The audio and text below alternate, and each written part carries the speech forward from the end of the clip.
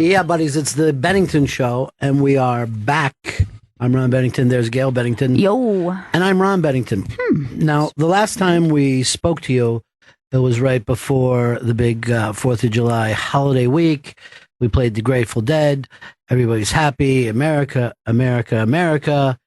And the shit hit the fan during the vacation. Our country seems to be on the edge. It was one of the craziest news weeks of my lifetime, with story after story building on each other. I know, you're right. It's like a storyline. Like there was a payoff to a storyline in some weird movie. I thought we'd open up the show talking about it. 844 Rock God, 844 Rock God. I want to hear your opinions about where we're going with this, because I have the opportunity to try to avoid the news over vacation. I spent most of my vacation out at the Hamptons with Spencer Berger. We, yeah, we had a convertible. We were riding around, bird dogging some chicks, and just enjoying life. That sounds like a great time. You know what? It was fun. It was fun. It was like a buddy cop movie. Just the two of us, wheeling and dealing, kiss stealing. So, it was a very, very, we had lovely weather. And, the first kind of, cop kills, I'm ignoring it. Second one, I'm ignoring. And then, of course, by the time we got to Dallas, madness. So I see the New York Post, the headlines are calling it civil war. Drudge put up, was splashed with Black Lives Kill. And I'm watching the news and they're acting like a civil war is breaking out. And I'm like, has things really got to this point? And how much, for me, I never heard anybody on TV talking about it, but how much Dallas was just like Orlando, some nut with a semi-automatic, some kind of military fantasy, goes in there on a suicide mission and just picks out a certain type of person to kill. Orlando, it's all gays. And then we get to the police officers in Dallas, which was the craziest thing I've ever said. They were saying it was 3 people triangulated. This is a military operation, blah, blah, blah. And you see, it's just one crazy dude with, I guess, amazing skills. I guess the guy could really shoot. If anybody knows about guns, is this guy an amazing shot that he could go into a crowd and just pick out cops? But then you end with the madness of a robot. We have the first kind of Robocop robot that they tied a bomb to. Yeah. By the time that came out, we were living in a different time than a week ago. That there was a evil robot that was sent in to detonate a bomb. It's so bizarre. The whole thing is insanity. And you're right. Just as much as the reaction from people is just so intense, acting like it's warfare, but then saying like, this was a bad look for our side. And it's like, what? Like, what are you talking about? Like, at this point, everyone needs to just step back and go, all right, where are we at with this right now? Do we really think things are so bad that there's a civil war about to break? I mean, I walked all the way to work today. I see white people. I see black people. I see Asian people. I don't see anyone being crazy as if this was a civil war. I think if I'm going to be totally honest, I think it's a fucking online civil war. I think it shows up in the comment sections of every goddamn news story, which are people that either hate Trump or hate Hillary. And we are about to really get into the meat of this election. I think the Republican convention is like a little more than a week away. And I cannot imagine that this thing is going to chill, particularly in a media sense. I think it's just going to get uglier and uglier unless people do what you say, take a step back and figure out, is this the country we want to live in? And do we really fucking hate each other this much? Well, at the center of this, it's how much the internet has played a role in this whole thing, for better and for worse, at different points. So there's times that you say, okay, this is creating so much opposition. It's firing people up. It's uniting things, even when things are negative. But then on the flip side, people want to say a lot of this stuff has always happened, but there was not a means for people to record it and share it in an immediate moment. Video cameras are the worst things that's ever happened to cops. You know what I mean? The fact that everybody has a phone now, it makes a cop's job much more difficult than it was before, right? Because what you see, whether it happened in Baton Rouge or up in Minnesota, a cop has a no mistake job. There's only a couple jobs that are no mistake jobs. A doctor is a fucking no mistake job. I don't care how good your job was and all the good stuff. Airline pilot is a no mistake job. First baseman for the Red Sox, a no mistake job. There are jobs we have a job you can fuck up constantly. And at most people just say, wow, you really fucked that up. You're like, yeah, I did. Oh boy, but, that wasn't great, but it doesn't matter. But that's the thing that a lot of the people that are pro-police, they're pro-police no matter if it's a good cop or a bad cop. They can't get away with it. The people who are on the side of black people seem to be 100% on that side rather than seeing everybody as individuals. And you got some guys who screwed up and some guys who didn't screw up. It's gotten nasty, but I will tell you this. In 1968, during that election, it was even uglier. George Wallace was basically running on a racist, like an upfront racist campaign. They had killed Martin Luther King, Malcolm X, Bobby Kennedy, all in the same year. We're at a point now where, and that was done without, any kind of videotaping. Nothing went viral in those days. You just read the news or saw the half hour of news on TV. The 24-hour news cycle, for good or for bad, loves these kind of stories. You know what I mean? And I don't mean the people do. No, but the mechanism itself is set up where it's 100% about Trump, 100% about Hillary, until there's a mass shooting. Then it's 100% Orlando.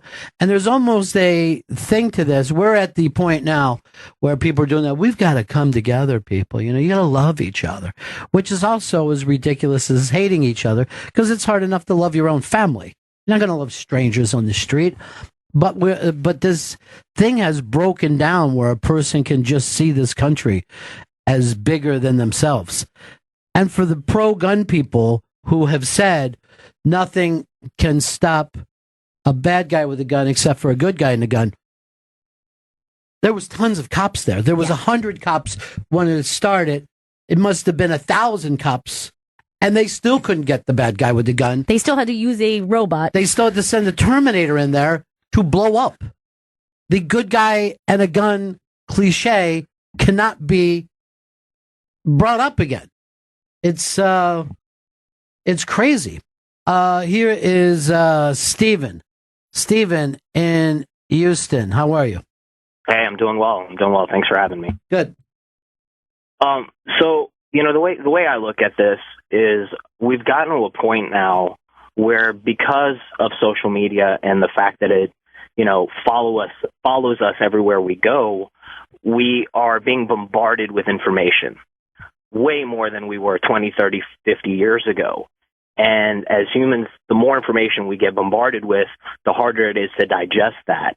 And you're in a state now where so much of that is getting out so quickly and then being spread, through channels of share this with my friends, that when you have all of that, you can't act like an adult. You go into this like primal state where you just respond, and you have mob mentality and you have violent, outbursts. And so we have to be really careful where we're going here now with social media and how it's impacting our society. I think it's a very dangerous thing. Well, you used a word that we're seeing very little of, and that's adults. Adults are not acting like adults. Adults are taking real extreme panic measures in every single direction. That's how toddlers act.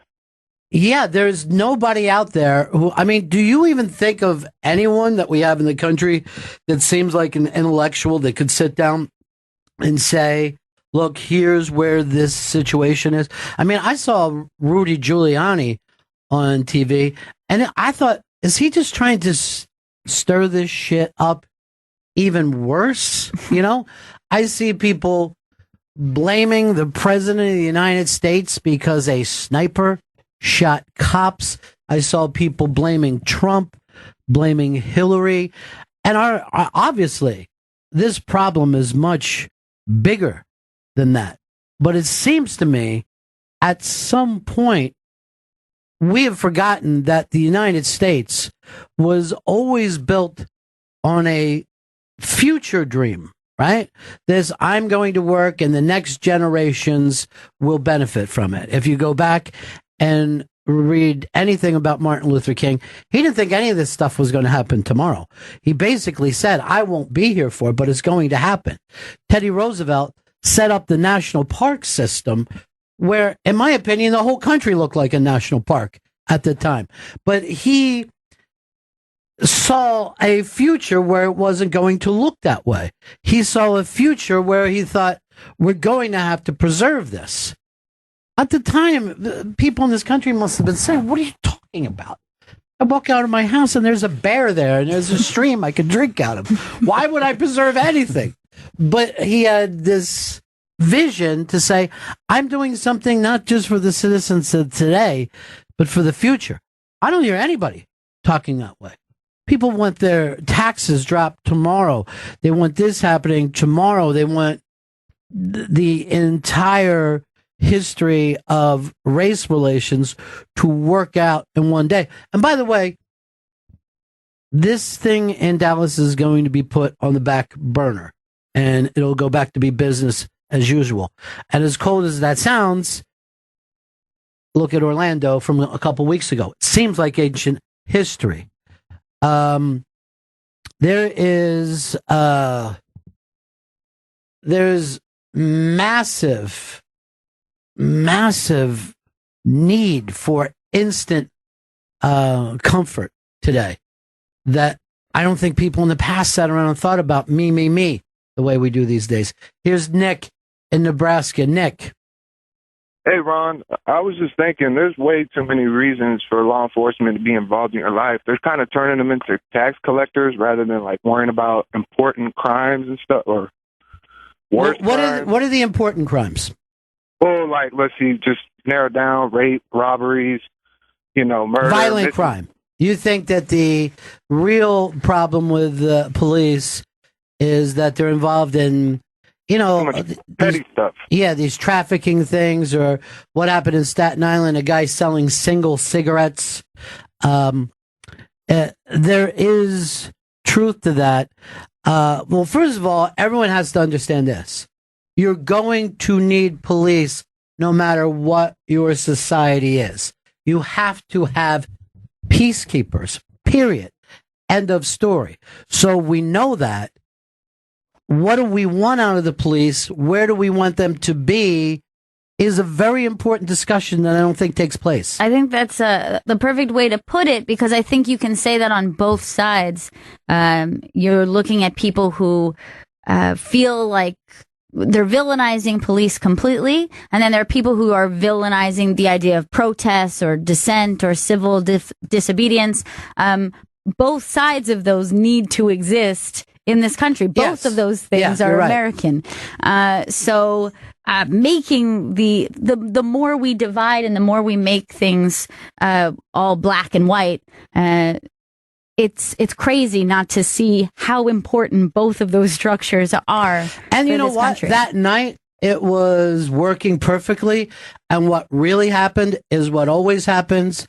a fucking maniac, a nut, a mentally ill person, armed to the teeth, just decides to take out his own fucking craziness on everyone else. I mean, this is a suicide bomber. As crazy as I've always thought the term suicide bomber, where your head has to be to do that. But this guy had no plans of escape. He had no plans to do anything other than going out, living in a fucking video game for those 10, 15 minutes. And then it ends up, he's blowing up, and we try to fucking figure it out. But I think it begins and ends there. Murray in Tallahassee. Murray.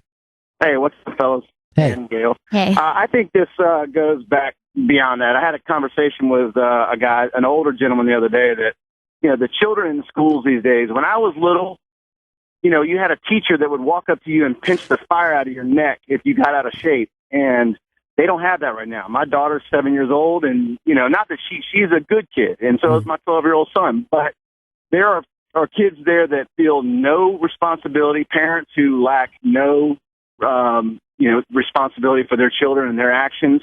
And it starts there. I mean, you got out of line when I was in school, you paid for it. High school, the same way. Not that's where it started going bad, but there's no discipline anywhere, and even with the parents these days, it goes with that.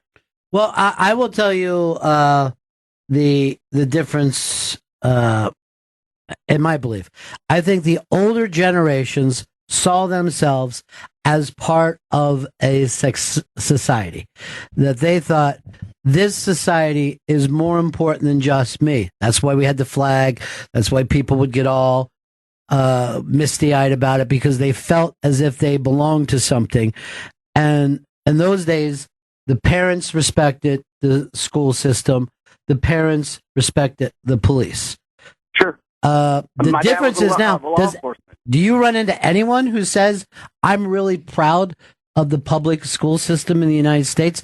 They fucking act like baby birds wanting to eat when talking about anything that they want. They don't sit around and think, is this better for our society or not? Now, the white and black thing comes down to, I'm not sure. When we talk about a white America and a black America, I don't think you see yourselves as being as part of the same society.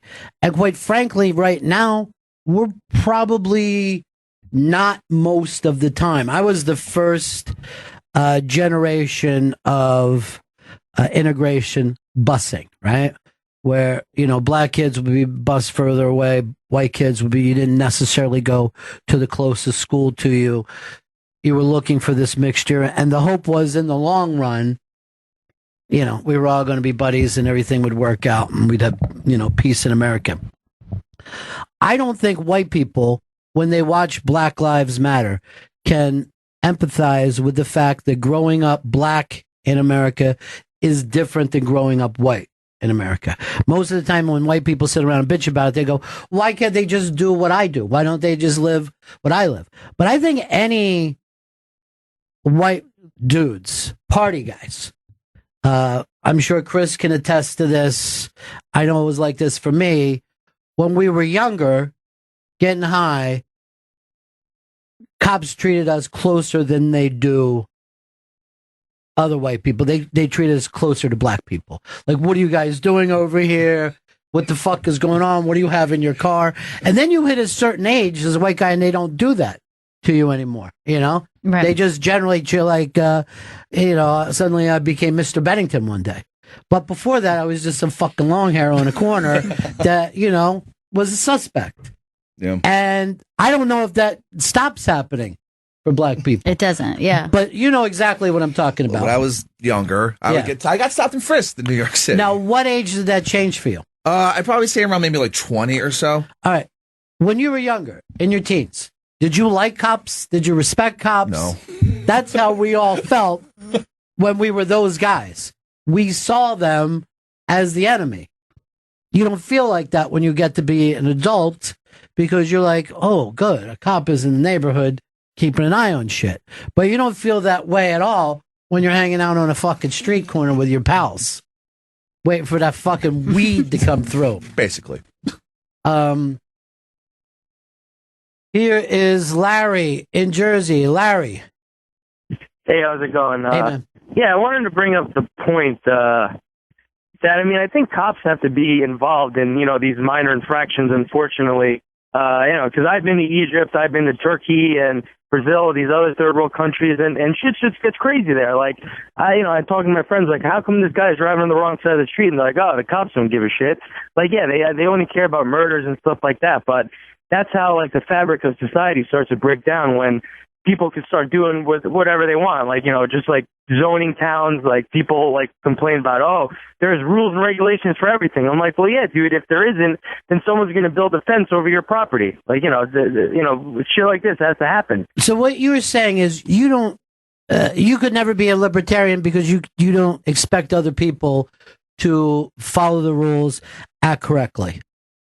Yeah, I mean, unfortunately, in a perfect world, yes, but unfortunately, you need these kind of rules and regulations. Otherwise, it'll just be chaos. It'll be a kind of chaos that you see in third world countries. Like, I wouldn't call Greece a third world country, but you see, like, on the mountainside, people are like, there's no codes. Like there's houses falling. There's just crazy shit happening in other parts of the country. I mean, other parts of the world. And again, I think it just all comes down to maybe having better trained officers. Like, for example, I have friends that are New Jersey state troopers. These guys are like 6 months of intense training. Like, why can't we train all our cops like that? Like, you never hear, state troopers involved in a shooting, like, protests. Like, these guys are like legit. These guys are professionals. Well, first of all, I agree, but you have to remember that a lot of police officers are in small towns. You know what I mean? These are townships where there are 2 to 4 cops. Tops. Well, they don't have that same. But that's what I'm saying. Maybe they should go to a state like the state freaking police, and get trained like that. Because I don't know, man. I got New York City friend cops, and they're cool. But the level of training that they have to go through is nothing compared to what these state troopers got to do. They're like army guys. These state troopers, and these guys seem like. Well, I will tell you this. In New York City, I was on the grand jury for a month. I'm in there every day. And they're bringing cases in. And a New York City detective would come in, and it would be fucking amazing. I mean, he'd have everything done, including somehow got the guy to admit to the crime. I mean, the amount of guys that admit to the crime is phenomenal. When there's a detective involved, when they were the beat cops, there were some dudes that I don't know if I would have them be a bouncer. You know what I mean? Right. And I think that police in New York City would agree to me that with me that as you get to a certain point, you're really looking at the cream of the crop. But a lot of guys come in and they're in their early 20s and they act like it. They didn't have their homework done. They didn't have all the facts down. Yeah. The prosecutor was trying to talk them through it. And I'm like, dude, that's kind of scary that he's a cop, Yeah, I think that to a certain degree, anyone could understand how fear could get the best of you. So you're in a situation, and somehow fear makes you react in a way that you make a bad judgment call. But time and time again, we've seen, video proof of, personalities who probably should not be in a place of authority. Again, what percentage though? I mean, what percentage are we really talking about where there's asshole cops? And right. I'm sure cops know asshole cops.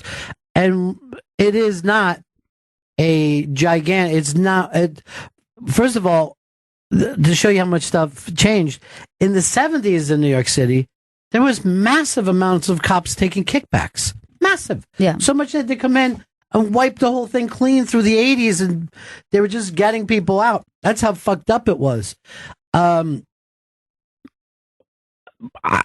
do think that things probably run better today, but I think, again, to be in a society, you have to say, what can change and how can I help make it change? I would agree that it's a small percentage, but what probably would be the best course of action or what seems to be a better course of action is when those kind of circumstances happen, having police and forces say, okay, that like what that is wrong. And this is why we distance ourselves. I think what becomes the scary thing is when there's cover-ups, when there's, that a cop isn't prosecuted for Well, what things you're like saying that. is that cops tend to protect weak cops. Exactly. And I think that's a problem. That's traditional, and it feels like maybe it's a stereotype. I don't know enough about it, but there is or has been a tradition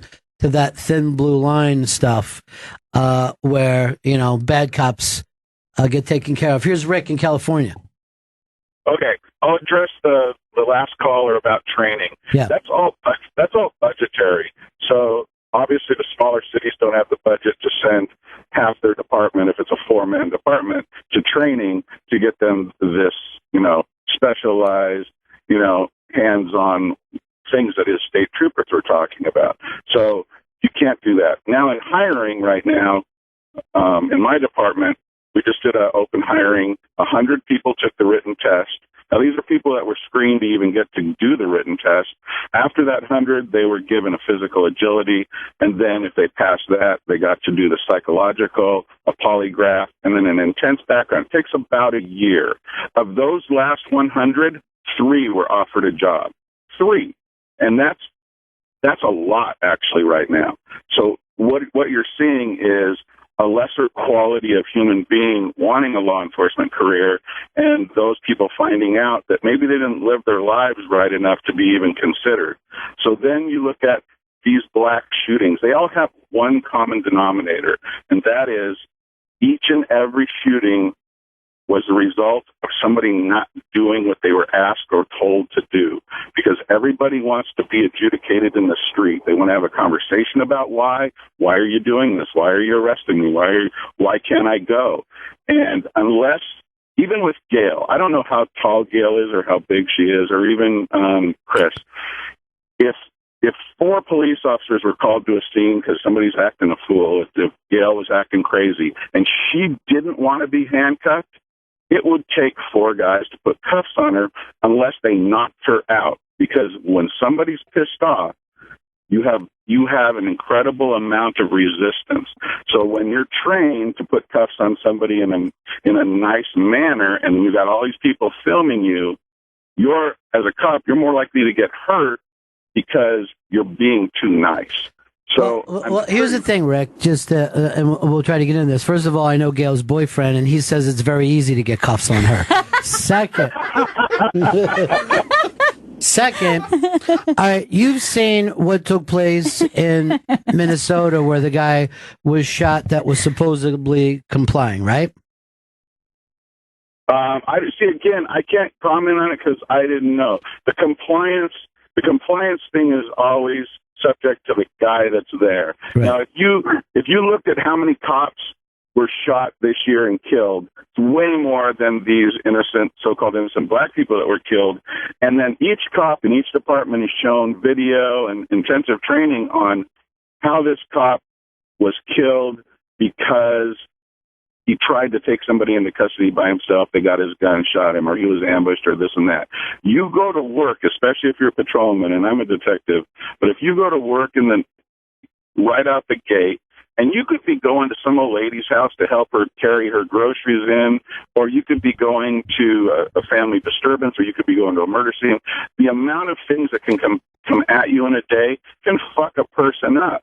And the way I see it is, all that intense background and all that intense investigation as you're first being hired is the only time it happens. I say that every department should institute those things again, let's say 7 years down the line.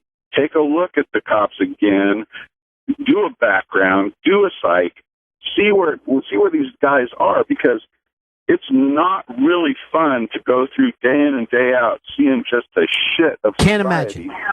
Cannot imagine. And also, I can't imagine one of my kids deciding to become a cop. I don't know if I could ever, I don't know if I would ever sleep at night. I'd make them check in like they were little or something. I mean, I think what the family of police officers go through must be insane. Now, Rob, when you saw what happened in Dallas, right? Never in my life did I mean, this looked like a bad movie of someone sitting there picking off cops. I mean, we had a thing where there was an assassination of a cop or two, just a nut walking up on the street, shooting him in Queens. Yeah. And that was insane. But this, how are you guys supposed to deal with the fact that there can be crazy people with semi-automatic weapons? Right. So you see now that each and every demonstration will now be handled based on what happened in Dallas, because it's a new scene. Just like 9/11, nobody ever thought a plane was going to be used as a missile. It was always taken as a destination to a country these idiots wanted to go to. So that changed the dynamic of airline takeovers. Now you've got a big change in the dynamic of a peaceful gathering, in that now you're going to see much more riot gear cops. You're going to see cop snipers on the buildings. You're going to see buildings closed down so nobody can get in and out of them. And they're going to call that an overreaction, and you guys are just being an asshole. Well, until you're, if you're a waitress and you go to work every day and you're scared because some idiots across the country are shooting waitresses, you don't know what it's like. I mean, it's insane. I don't even know what the reaction of big departments is going to be for peaceful demonstrations or otherwise. But mark my words, you're going to see a dynamic show of force in order to try and neutralize this situation. But, if you looked at what this guy was doing and what a lot of people doing, especially in the shooting out here in Santa Barbara with the kid who took out the kid, okay, there's a lot of social media bragging going on just before and during. And there's not a whole lot of people calling the police saying, you might want to look at this chucklehead. Right. Well, again, we are, whether it's the cops or the black protesters, we are simply judging everybody by the worst member. And that's the crazy part. I mean, that's what makes headlines. That's what's going to be on the news all the time. Hey, Rick, I really appreciate you calling and talking to us, buddy. You're welcome. Take care of yourself, my friend. It is the Bennington Show, 844-ROCK-GOD, 844-ROCK-GOD. Here's Rob in PA. Rob. Hey, I'm really enjoying your show. First time hearing it. I'm a police officer, 10 years. I'm just a regular beat cop.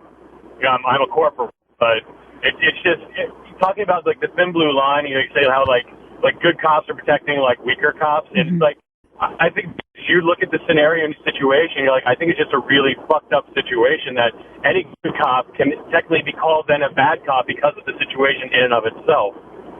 Like you said, we have the you can't fuck up day. That's every single day I go to the job. 100%. You cannot make a mistake in your position. It's insane, but it's true. You cannot make a mistake. And for me, as I was telling your screener, it's like society has changed in and of itself. I've been a cop for 10 years, and I'm going to tell you that the street is not the same today as it was 10 years ago. It just really isn't. I work in D.C. I'm traveling through Pennsylvania right now, but I work predominantly black neighborhoods, and I'm a white guy, and some people look at you with disdain, and some people are happy to see you. And it's usually the older generation. It's like, as someone said earlier, it's social media that's training kids. They showed the one picture of a little girl laying in a chalk outline, and her mother wrote next to her, "Am I next?" And that's part of the protest, and that's the narrative that they're telling their children. It's like I'm on a beat like last week, and I have a 3-year-old screaming to death because she sees me because her mother keeps telling her, "Oh, you better be good or that cop's going to get you." It's like that's what they're instilling in their children, and there's nothing that I can do about that.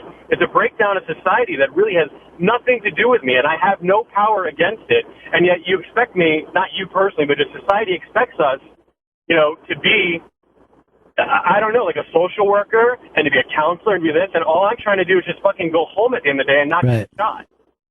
All right, thank you so much, Rob. Appreciate your call, buddy. Yeah, the police have a crazy thing, but he made me kick back to this thing before. I'm sure I mentioned it, but when I was a little kid in Chester, Pennsylvania, the neighborhood,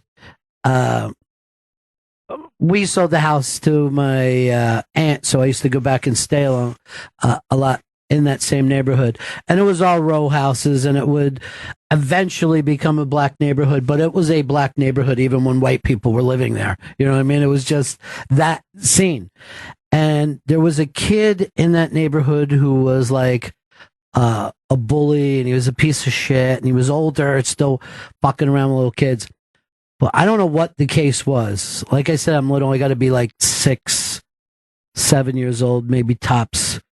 And used to be out on the street till like 10 o'clock at night because all the houses were right there. It was almost like, instead of being a street, it was more like a courtyard that a car could drive through. And the cops come after this kid, and they start fucking, smacking him, and he's screaming and crying. And this kid, who was an asshole that everybody hated, all the mothers came out and were like, "Yo, leave him alone." And people were like, and I remember just seeing this kid screaming, and he's getting fucking whacked, and the cops are telling everybody to back up. And it had given me a police prejudice, right? Because that situation, I'm not even saying these cops were doing anything wrong, but the whole thing seems so fucking scary to a little kid that I probably still carry a part of that, of these people can take you away, and even all the mothers in the neighborhood can't stop it. It seemed like all what I would have considered authority figures can't stop it. I think black kids have that on a daily basis, that they grow up seeing the cops as older people, which looks like grown-ups to you, even if they're 15, if you're 3, running from these guys and being grabbed and pulled into cars, and for whatever reason. And that's why this fix is not tomorrow. It's a hope that future generations won't live the same way. There has to be a way of seeing the police department as an extension of society instead of something that is against society. And that's the idea, that both sides have to step back and see the human being on the other side, for the same reason, because I think it's very hard for people to see that having a distrust of the police is a learned behavior. But we also have to see this.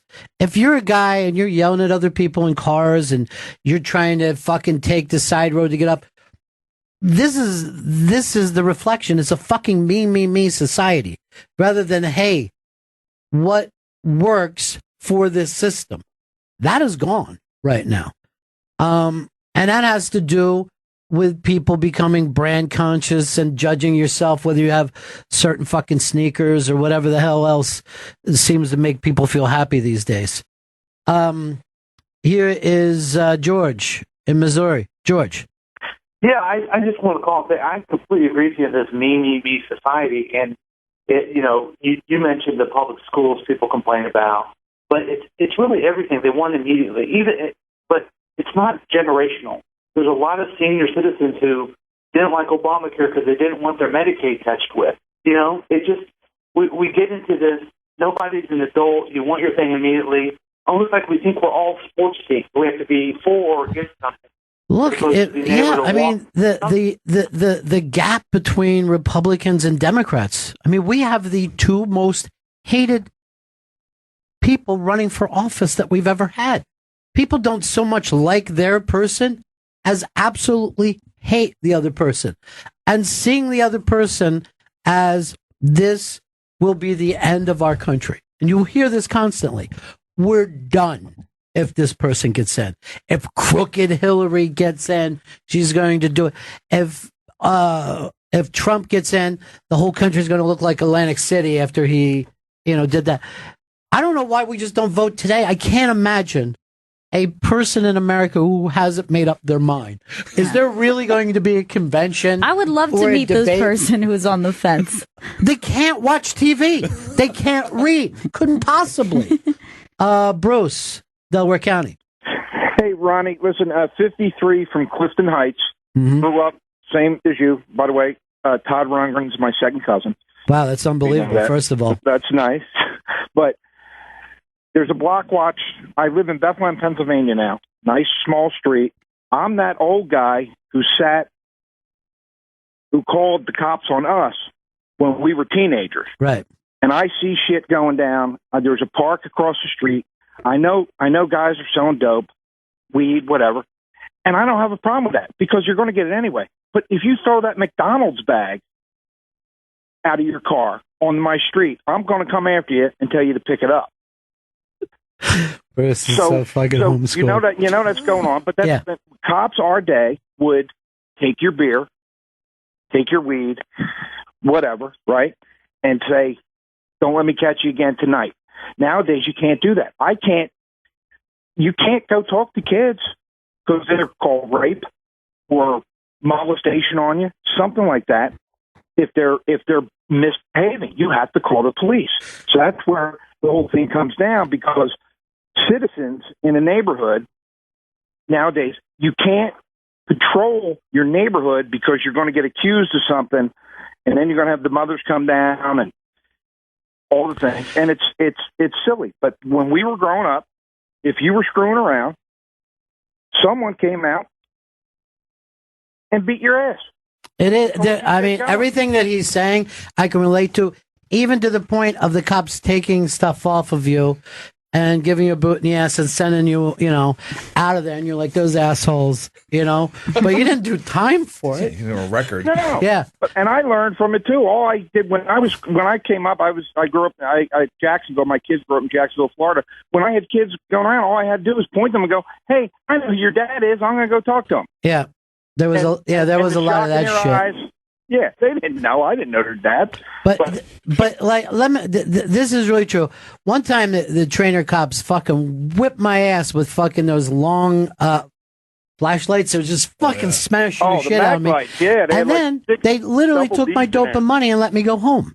Like, you know what I mean? Like, I did not even get a ticket, but I took. The next day I'm walking around like, oh shit, everything hurts. I'm telling my friends, everybody's fucking laughing and shit. You know what I mean? Like, sometimes we think that some of this stuff is a bigger deal only because I didn't go around saying I was assaulted. I said I got my ass whipped. They fucking jacked me up with these long flashlights. Everything, my neck was, my back and shit. But that was the end of the thing. You know what I mean? I did not even think, like, I got to get even with them or, I got fucking caught in the fucking rat trap. It wasn't some long court thing or whatever. Here is Jeremy. Jeremy in Virginia. Hey, how you doing? Yeah. Police officer in Virginia. I've been on for about 2 years. And regarding the good police officers that cover up like the corrupt one, I mean, I've never seen or heard of a corrupt officer in my department, and honestly, it'd be hard for me to find a corrupt one. Let me just say it to you. We watched the 2 black shootings. We saw the guy in Staten Island get choked out. Yeah. I don't see any cops on TV outraged about it. No. Regular people cannot believe what we're seeing. Yeah, I mean, and a lot of times, the problem is that they get like one video from YouTube or the news or some shit, and they'll be like, "All right, that's exactly what happened." Well, let's say for you personally, what did you feel about the Eric Garner video when you saw it? Eric Garner. That's the one who was choked. He was the I can't breathe guy for selling Lucy's. And it looked to me like when he was taken down, the officer that took him down, like holding him by the neck or whatever. Probably not. I mean, in my department wouldn't be cool. But they had like fucking 4 officers on a guy while they're trying to handcuff him, and he's still resisting. I can tell you right now, I've had similar situations with people who were resisting, and we have like fucking 8 guys on this guy because he's fucking playing all his arms and trying to grab shit. Right. Except for in this particular case, he wasn't resisting, and he kept trying to say that over and over. I think that there's probably stuff we could never understand about how difficult it is to handcuff someone, as the previous caller had talked about how difficult it is. But on the other hand, it seems to come up a lot where you see videos of people saying, "I'm not resisting," and it seems like they don't know either how to go limp or how to bend or how to comply. And a lot of times officers, instead of saying, "Don't resist" or "Stop resisting," they'll say, "Give me your hand. Let me see this hand. Let me see your right hand."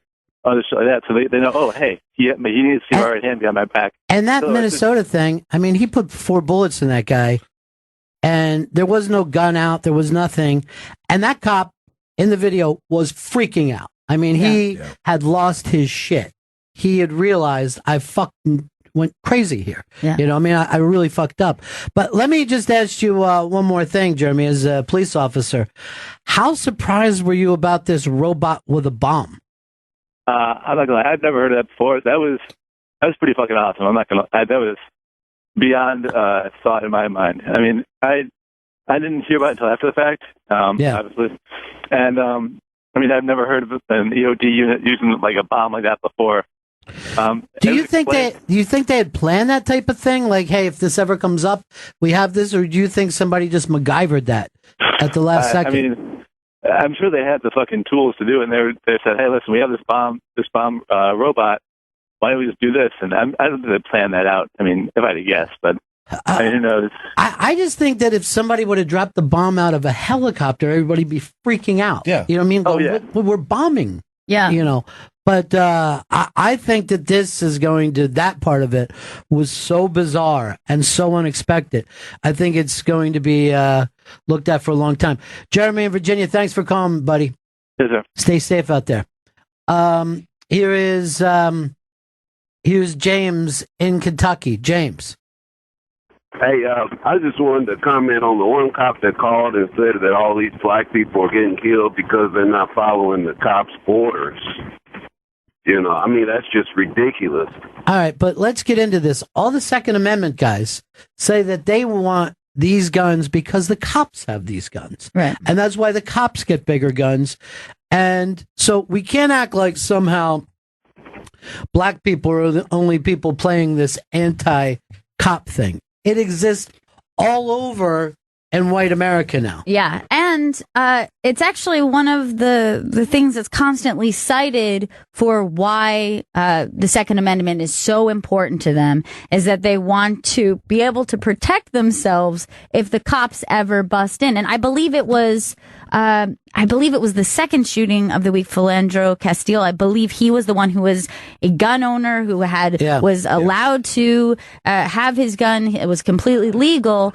And this is the exact type of thing that most people who are for gun rights are saying, in case cops bust in and are trying to take away your rights, I'm ready to protect myself. It gets brought up constantly. No one is going to be ready for anybody who gets to jump on them. Yeah, whether you're a cop, whether you're on the street. That thing of the guy being up high and moving, he was trained by our government to shoot. He was trained and got obsessed with this thing. Right, but I mean, for Philandro Castile, I believe he was the one who was the gun owner. They're not coming forward to say... Oh, you mean the NRA? Yeah, the NRA is not coming forward to say, this guy had a gun, and he had every right to have a gun, and he was shot and in his car for what reason. It seems like this would be the guy that would be on, that would be part of their whole gimmick. Preston in West Virginia.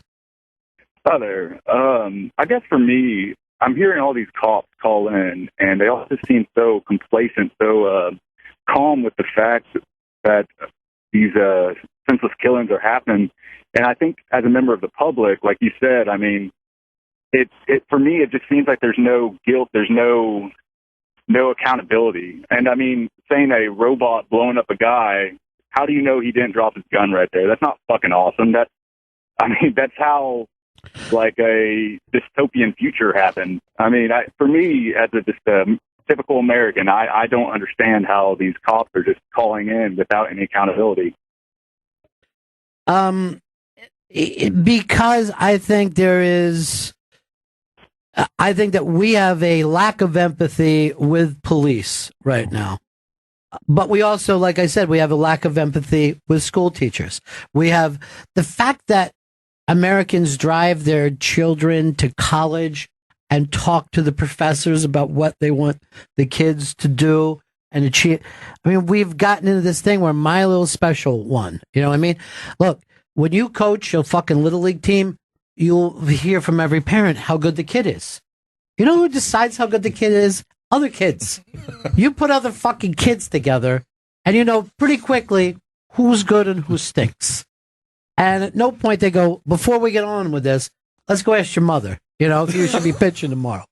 If you let the kids decide themselves, they would fall right into the positions they should be playing. But for some reason, we think that there's something. Well, let me just say this. We think that there is something wrong with not being special in this society.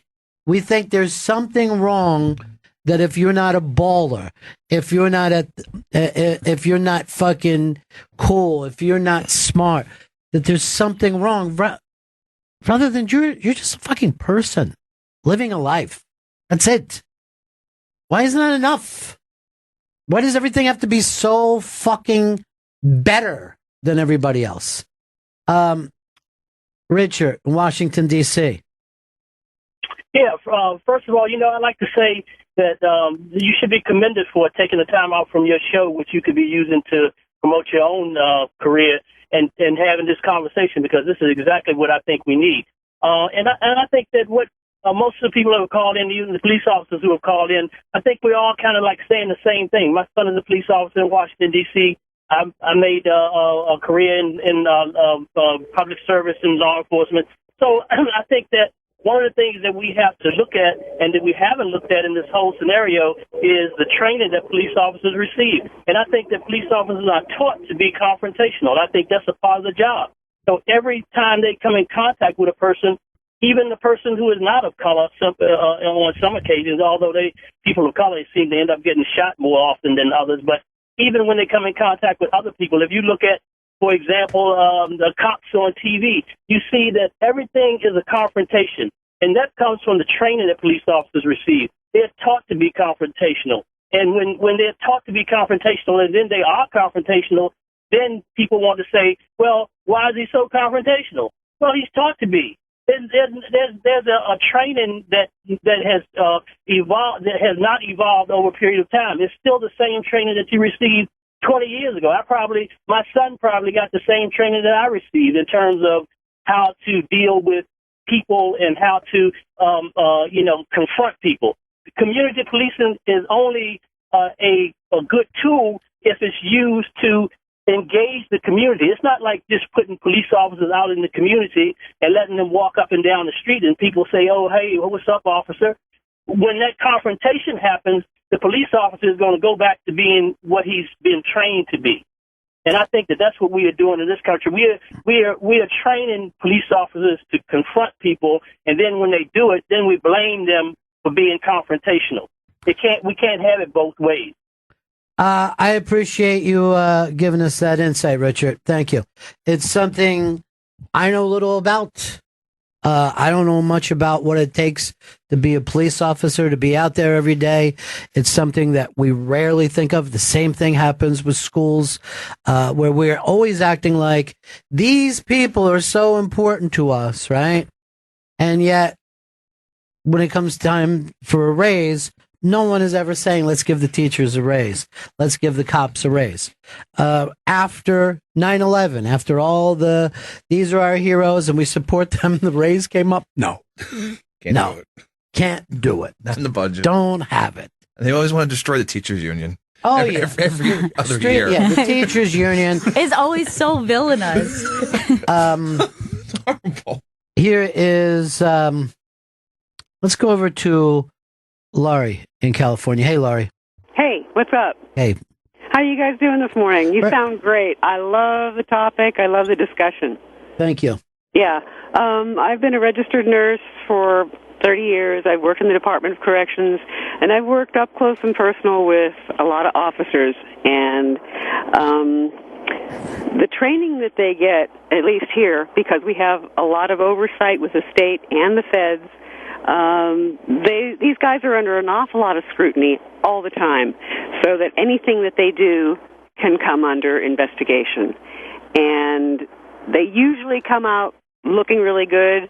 I've seen what they do. I've seen what they have to do, and I've seen how they do it. And their training has got to be really above par, because I have seen more officers diffuse situations that could have gone south in a heartbeat, And because they have the expertise and the knowledge and the maturity, that's a big part. All right, so where's the break? Why aren't people getting that, Laurie? You're right there. You see it every day.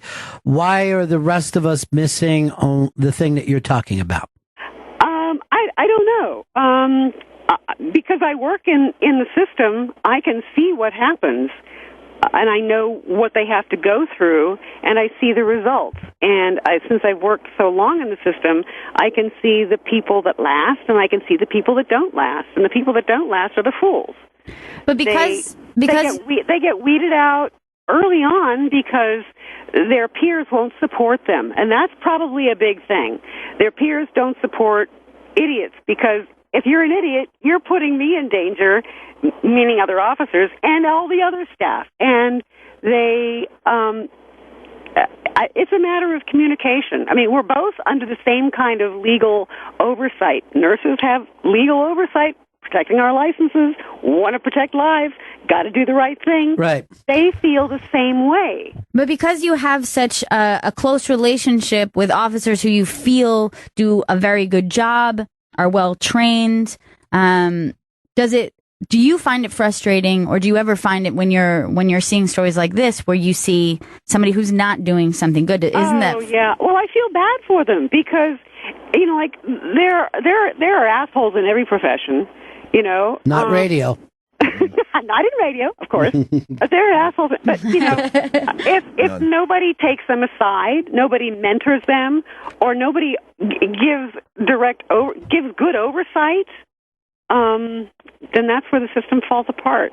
I think I don't know how different the Department of Corrections is from the like the Sheriff's Department or the county or anything like that. And I've dealt with other like the other departments, and with other departments that I've had to deal with, it takes a little more effort to establish a dialogue because they're so used to being just, I'm out here by myself, I'm the Lone Ranger, and there's nobody going to back me up. I really get that feeling from a lot of cops, a lot of sheriffs. It's like, I've got to be the man. I've got to be the man all the time, and I say what goes. And, like sometimes I've had to say to them, well, I understand where you're coming from. I appreciate where you're coming from, and I respect where you're coming from, but this is what I need for you to do. All right, thanks, Laurie. I appreciate your call. Here's Tim in Virginia. Hey, Tim.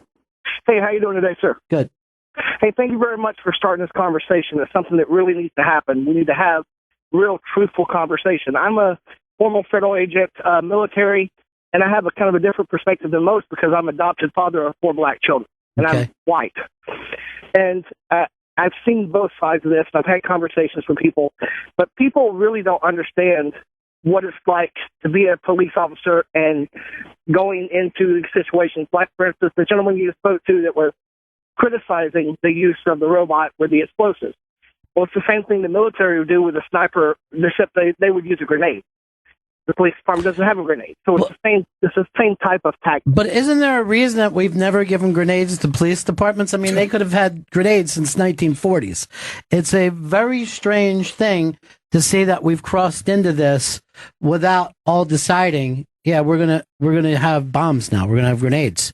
You also don't have large scale attacks on police departments either. And so it's something, the military didn't have grenades until they needed grenades. Right. No, that's a very good point. They could, again, all these cops with guns could not root out this one maniac with a gun. For all the gun talk that we ever do, this proves that good guys with guns can't always take out bad guys with guns. We watched it happen. And I think the usage of the bomb robot. Terminator, I'd like to call it. Yeah. This Terminator. I call it T-1000. It's one of those things where the circumstance definitely seems to have called for it, right? Like everyone's like, look, yeah, of course. As a former police officer, I believe that, yes, the situation dictated it. But now, I would also like to see everyone have their due process in court. But this gentleman didn't really give them a whole lot of options. All right, but I think, by the way, I'm glad that you brought up the due process in court. The thing where we trick criminals into admitting the crimes before they get a lawyer. But we're literally saying, hey, it's going to go easier on you with a jury. If you admit this now, you're a stand-up guy. Just say you did it. It's going to go easy. I mean, everyone knows. Well, first of all, white people tend to know, just get my lawyer, whatever you're saying to me. Black people still fall for that gimmick every single time. Where we do the minority communities, not just black, but Hispanic and even poor white sections, is the criminal justice system is not very useful if you have a local, appointed attorney. Right. If you can't afford your own private attorney, like O.J. Simpson did, you're not going to get by with just about anything. We take these attorneys are very moderately trained. They know what they're supposed to be doing, but they usually have not a lot of experience, and they get rewarded for just getting plea bargains. So we've set up a system where don't have people don't have, there is a socioeconomic status or a socioeconomic factor in this. And let's just stop right there. That's why black people are so upset. This is why poor black people are so upset, is the system itself is not fair until you get to O.J. Simpson's level or Hillary Clinton level. And it's easier than, or it happens more often, I think, than people realize, that if people aren't savvy within the system, and you saw it in the documentary about the West Memphis 3, more recently, what was that crime series that was on about Making of a Murderer? Yeah. So it's like, this is something, that's it. Good Netflix. job. It's something that happens constantly, and it isn't until we take a look at that and see how is it that you're allowed to put a young person or person who's not savvy on the system alone in a room and intimidate them into thinking that they have no other option but to speak. Tim, you've got 4 black kids. Correct. Does that ever make you... 6 total, but 4 black. Yeah.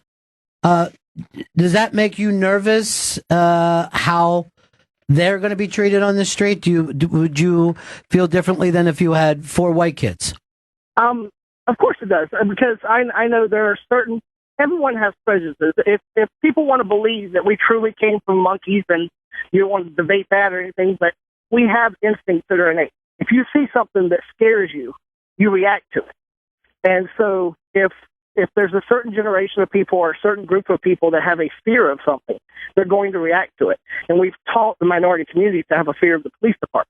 So they react to it the same way that a gazelle would react to seeing a leopard. And so when they react, like the gentleman in Baton Rouge, I'm sorry that happened, but if you have a gun and you fight with police, bad things happen. That's just how that happens. And that guy was handcuffed and shot, right? But he was not handcuffed when he was shot. But by the way, you know who says the same thing?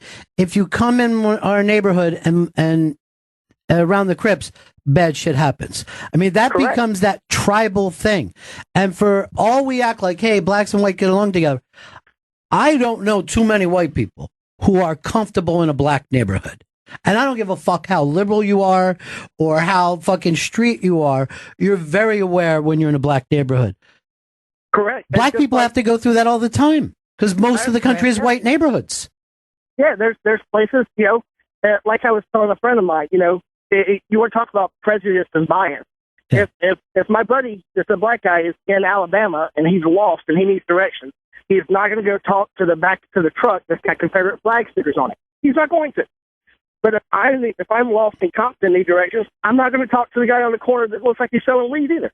It's just everyone has those prejudices and everyone puts them forth. It's how do we come to terms with our own prejudice and know that there's a time that you need to step outside yourself and look at the situation for the facts. And a lot of times that's what we're doing with these cop shootings.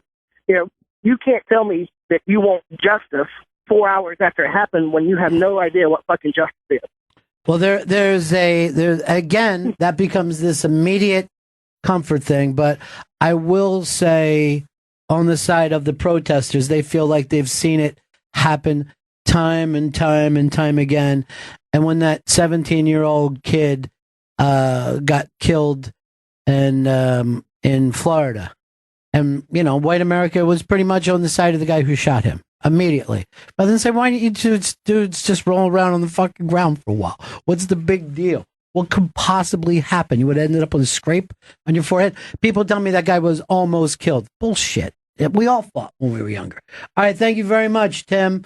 I'd like to keep this going on, but we got a lot of stuff lined up for today. I want to talk to Brent in Maryland, though, because he says he's a social worker. Brent, how are you, buddy? Hey, how you doing, Ron and Gail? Hanging in. Yeah, so I'm a social worker. I was in inner city Baltimore. I used to help mentally ill people find jobs, and now I'm up a little bit further north in Harford County, and I manage a program that helps the homeless find services and jobs and homes and everything. And every year you see that just budgets get cut because when shootings happen, the first thing that gets brought up is, oh, they're mentally ill. Right. And keep your guns. When a bunch of kids died in Connecticut, I know that we're not taking away guns anymore. So when you end up with these Republicans who want to bring up mental illness all the time, nothing ever gets done. It's just cut this budget, cut this budget. I used to be a job coach is what they called us. I worked with 4 of the greatest social workers I ever worked with. They found jobs for people, really changed people's lives.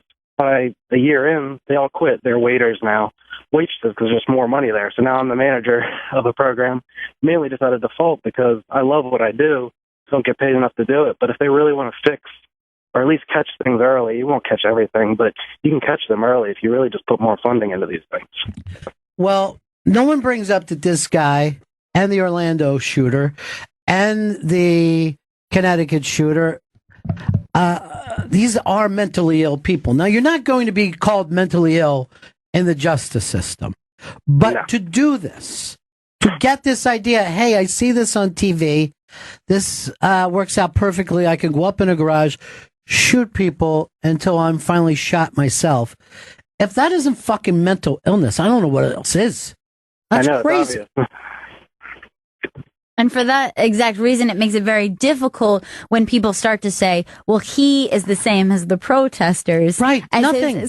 It's very hard to make it clear that is somebody who, no matter what the circumstance, they would have self-destructed in some way. And at the same time, when we're talking about cops, right? Keith the cop is retired from the New York Police Department. You've got to work, 20 years before you get to retire? So 20 years on the job. I think, he's worked every borough, was a transit cop. What I would consider hairy work. He never pulled his gun once in 20 years in New York City. Mm-hmm. That's unbelievable. And that's the norm, right? These things that we're seeing are the rare things for a cop to end up shooting somebody in a car, being in a gun battle. It's not that common. And yet those are the stories that we judge everything on.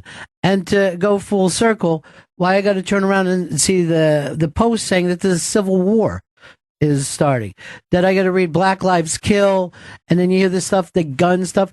I mean, this is spreading the mental illness of the mental ill person. And what you were saying, I don't doubt that most cops, in any circumstance where they feel they have to pull their gun, is thinking, please don't make me do this over and over.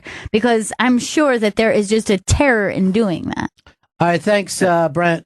Appreciate your call. We got to wrap this up. Hard Rock Johnny wants to jump in, though. Hey, Johnny. Bennington's. Hey. Way to open. Good job at this one. It's a conversation that no one wants to have, but everyone's talking about. Well, here's what we end up doing. We scream the same cliches back and forth. That's got to stop. At some point, it ain't going to be for our lifetime. Do you want to have a country that gets better? If you look back and any civilization to be proud of thought in certain ways, and one of it was keeping the civilization improving. And we're not doing that right now. I yesterday watched the Dallas police chief on CNN do a great interview, and I urge everyone to just check him out anytime he speaks, because his story is insane. When he became chief, his son was involved in a police shooting, and his son was killed by the police. Yet he still goes out and does his job. He's not angry about it. he understands it, and he's lived what a lot of people are protesting, and still goes out and does the job. And that police force down there, from everything I've read and heard, was doing an amazing job with being part of the community, being ingratiated by the community. And then this happens, and he's, they asked him point blank, what about the bomb robot, and he said it was a split-second decision to save the lives of other officers. We had 11 people shot, 5 of them dead, and we weren't going to let any more of them get killed. And he said, if I had to do it all over again, I would do the exact same thing. Well, first of all, I don't know if legally he could make the decision that he made. And I saw some of his split decisions that night when he said it was 3 different snipers triangulated. So I only know him for the first night. He had a rough first night, but I've only heard in the news that the Dallas Police Department was, fairly progressive, really doing a lot of good community stuff, and it still doesn't stop a fucking maniac with a semi-automatic who's been obsessed, who could go buy all the fucking ammo he wants, from lighting up a gigantic fucking city police department like it was a Batman movie, and leaving them virtually helpless until a robot with a bomb came in. Johnny, I gotta go. I got a guest coming up. I appreciate everybody's calls. I feel like we've ended any kind of prejudice in this country. It's gone right now. I think the police departments are going to start training better. I'm fairly sure that the nurses are going to work better with the cops. And the social workers are going to solve all of our mental illness problems. I think we did that in an hour 15. I'm so glad we got that taken care of. Yeah. Like, this is a huge weight off of my shoulders. It right now. is. Like, I feel better. I hope everyone else feels better. And I still don't know what's going to happen with the election. I will say this. I had to think when that thing happened that Trump's family must have thought, holy shit, this is scary. Because he's out in the middle of that stuff all the time. Yeah. And you saw what little good, any kind of protection can do with you. Someone told me that I think Fez told me that the Republican convention is like next week. That's soon? I think it's very soon. I was not ready for this. I was just wondering when it was, and I was thinking it's got to be a week or 2. I'm prepping myself for the Olympics. I just got done with the Euro Boring Cup yesterday. So, busy summer for me. Fixing everything. Who do we got next, Gail? Next, we have Mike Bonfiglio. His new 30 for 30 documentary, Doc and Daryl, airs this Thursday at 9 p.m. on ESPN. He's the guy who did the Bow 30 for 30, right? Exactly. He's amazing. This is also an amazing documentary. We will be right back. Bennington. Let Bennington know how you feel. Call 844-ROCK-GOD on Raw Dog 99, Sirius XM's Comedy Club. Bennington is back, and we've got Mike Bonfiglio in studio with us.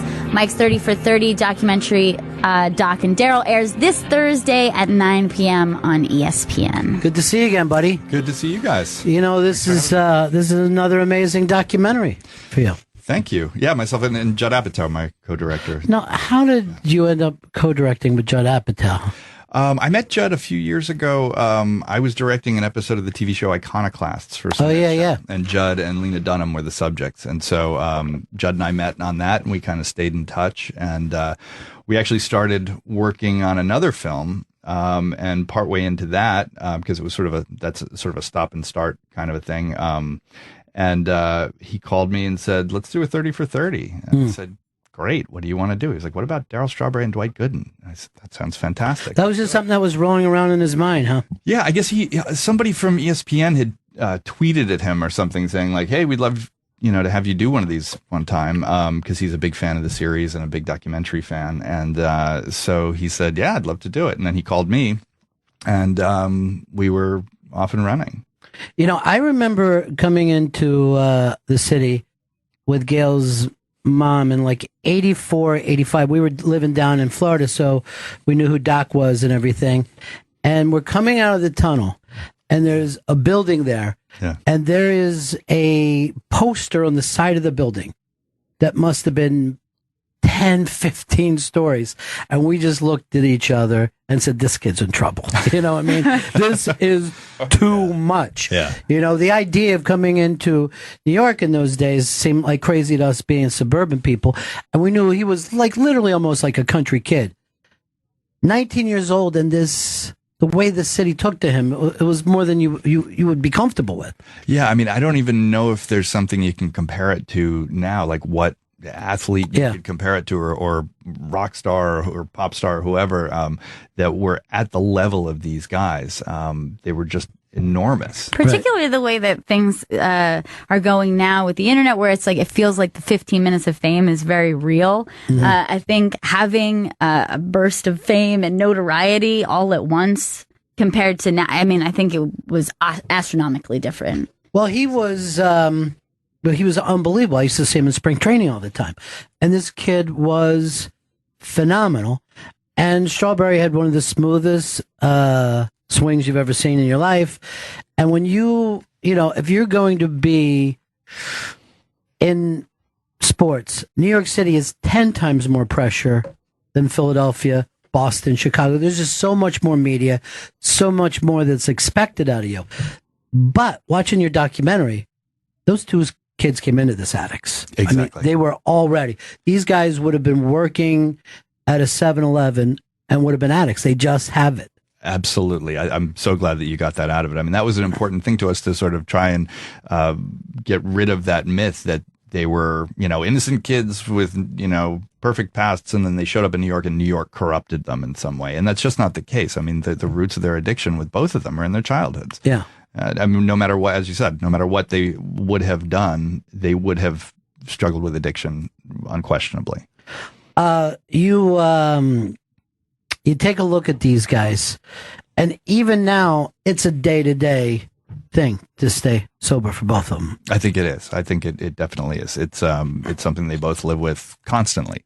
And I think, we wanted to create a portrait of addiction that was accurate and truthful. I think that there's sometimes a tendency with these kinds of stories to say, oh, well, I went through this tough time and then I got out of it and now I'm fine. Right. And that's just not how it works. I think it's very well conveyed in the film, that it doesn't end with a perfect solution. You can see both of them in various stages as still kind of a work in progress. Well, look, this film was a trigger for me. I'm watching it. I'm like, oh, I got to work a better program, because it is uneasy to see someone at those points when the other people would go, how could you do this?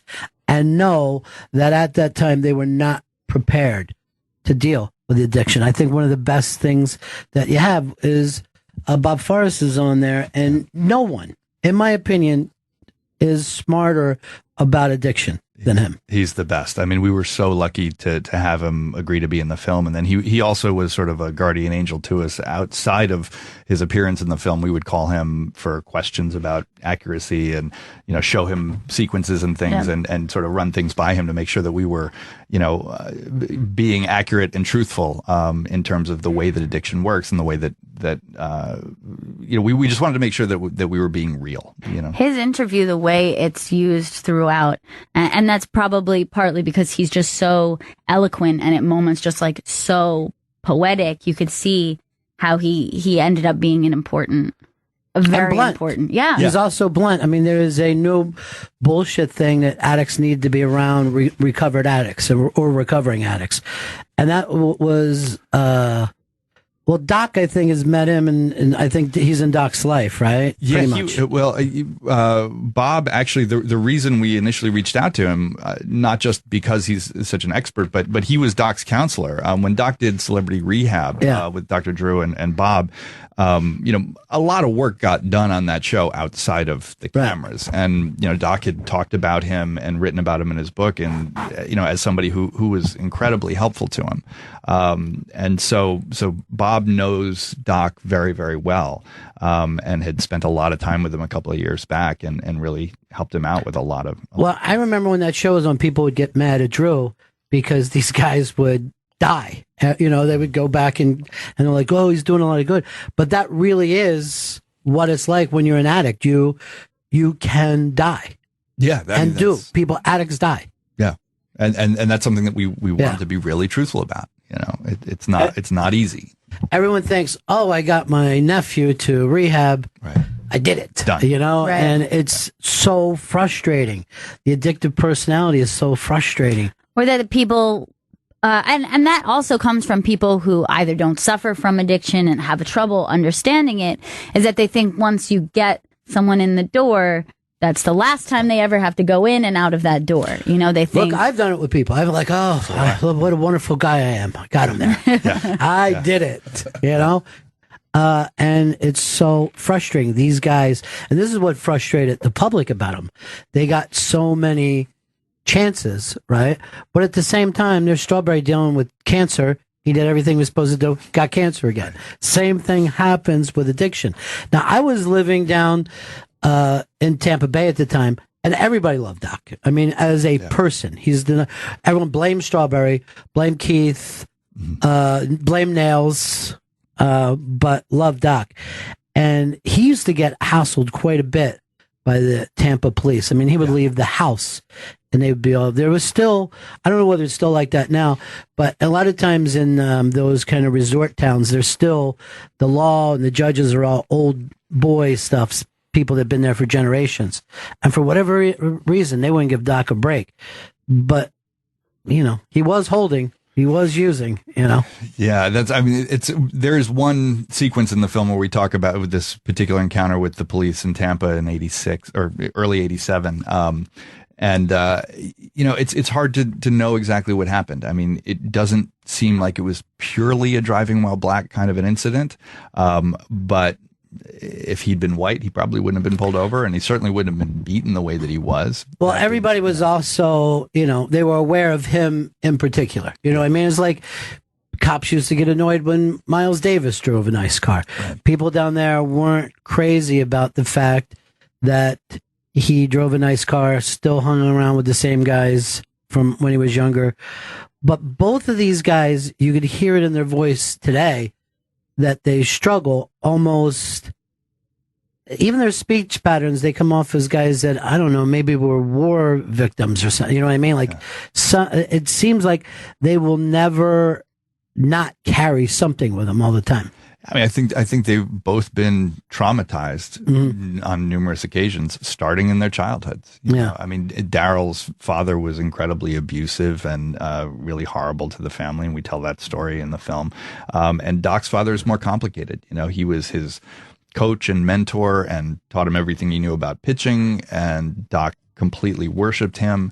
And at the same time, he really rode him hard. And I don't think he was emotionally there for him at all. And this is my speculation. But from, you know, what Doc says in the film and said, you know, throughout the interview, I never got the sense that despite how much he idolized his father and wanted to please him and really worshiped him, I don't think there was any emotional feedback from his dad that Doc ever got. Well, being a dad coach is a dangerous thing. It happens with Olympians, boxers. Jerry Cooney went through it with his dad.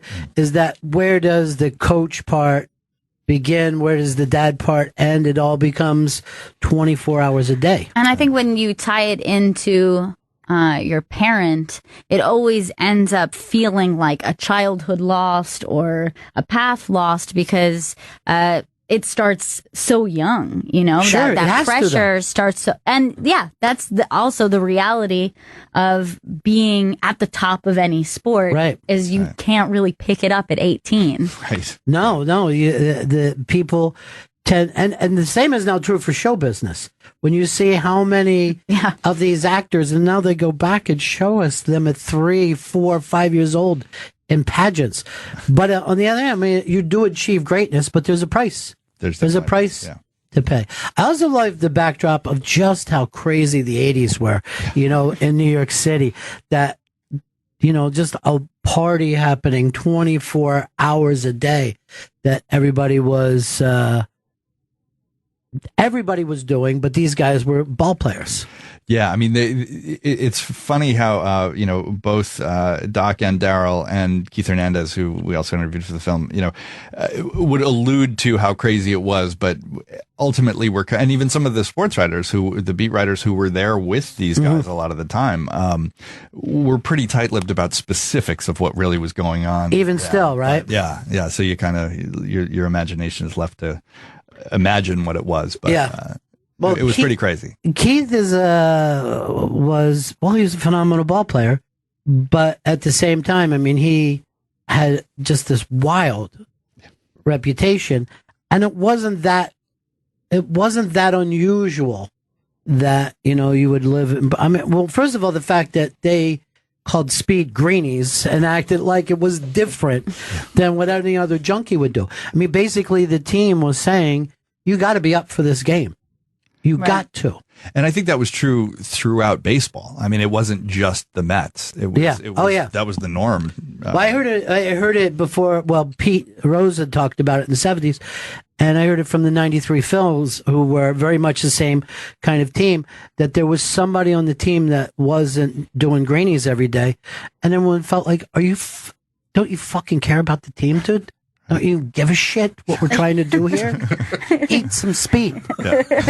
I don't even know how you play. How could you stand in right field and you're speeding your balls off? Well, it was shocking to hear them say like that they actually felt like it was successful. And he's describing being able, the ball coming at them in slow motion, and it looked massive. I think it was. I think it totally was. That's very hard to understand because it seems like it would be impossible. Well, here's what's impossible. You're playing 162 games a year. 162 games. Every at-bat is important, right? The difference of, any time that you make an out, you're thinking immediately, I need to, get a hit to keep my average up. Anytime that you make an error, it's part of your yearly thing. It's how many jobs do you just sit there and look like, here's exactly how you're doing right now, and the difference between it hitting 310 and 280 isn't that many hits over the course of a season. So they got to stay wired. The fans expect it, especially a baseball town like New York is. So these guys had to stay lit, but the most heartbreaking thing of all is Doc when they won the championship. I mean, I had to pause it. I was so shaken.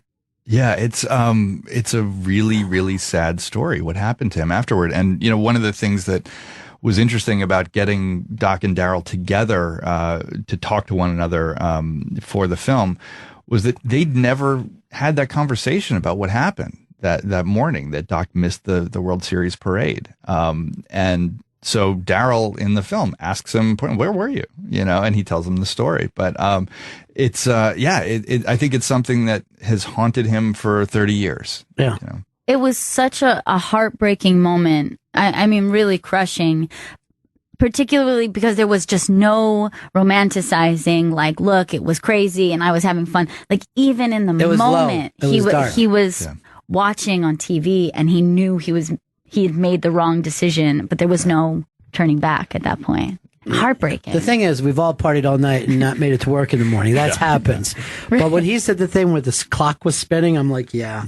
You just want to stay there in that hole and knowing that the whole city is saying, where's Doc? I mean, I can't imagine the paranoia. When they got together, did you feel like Daryl was honest, what he said?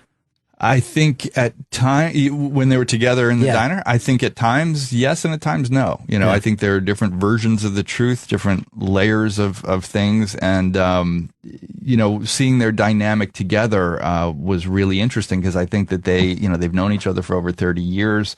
We as a public have kind of connected them and sort of assume, they're best friends, because they sort of had these parallel lives in many ways. But in actuality, I don't think they know each other very well. I think that, back then when they used to see each other all the time and they were playing together, they probably talked about baseball and girls. Right. I don't think they were sitting around talking about the things that were bothering them, what their feelings were, their fears and concerns about one another. It was not a deep relationship at all. The scenes in the diner were just, I thought, just really beautiful. But for specifically that reason, that when a minor breakthrough happens, it feels very big, particularly because they don't seem like they were ever very open with each other, or maybe even anyone. I mean, they seem very private, very close, and any exchange that they had in those moments, I thought were very, very strong. Well, I think men think that work is more important than anything else. I think that's a steady thing. Like Penn and Teller they don't socialize. They've been out to dinner, 5-6 times in their life. In our minds, they live together. You know what I mean? You think that the same thing happens with bands all the time. They do their show and they get in different tour buses. Radio shows, when you hear partnerships, because I've known a ton of people, I don't know anyone who was overly tight outside of the show, because you put so much into the show that you're not going to sit around and go, is there anything as important as what we're trying to do? No, men don't think that way. It just happens. I mean, I don't know if it's a male-female thing either. I mean, I wonder if the women on The View sit around and have lunch after. You know what? It's a good point. I don't think that they do. Yeah. I think women hang out with their sisters. That's one thing they never seem to break from. I called my sister. Why? So the 30 for 30, is that something that is a perfect format for you, or? Well, I mean, this is the second one I've done, and it's a great. I'm not really a sports guy, so I've been really lucky to work on 2 films that sort of transcended the sports, in my opinion. Like I think both Doc and Daryl, and the one I did a couple of years ago, You Don't Know Bo. As a non-sports fan, I think you can watch it and get something out of it. And so, the folks at ESPN, I think, have designed the series to not just be for sports fans. And I think that's the thing that has sort of given it the incredible reputation that it's earned, is that it's like, they're sports-based films, but they're just good movies. And so it's it's been, for me, I've watched The Bone 30 times since I've seen you. Yeah. I'll just be like, anytime I come across it, because it's amazing. It's an so amazing story. But I think the sports story thing, it's in our mythology. Yeah.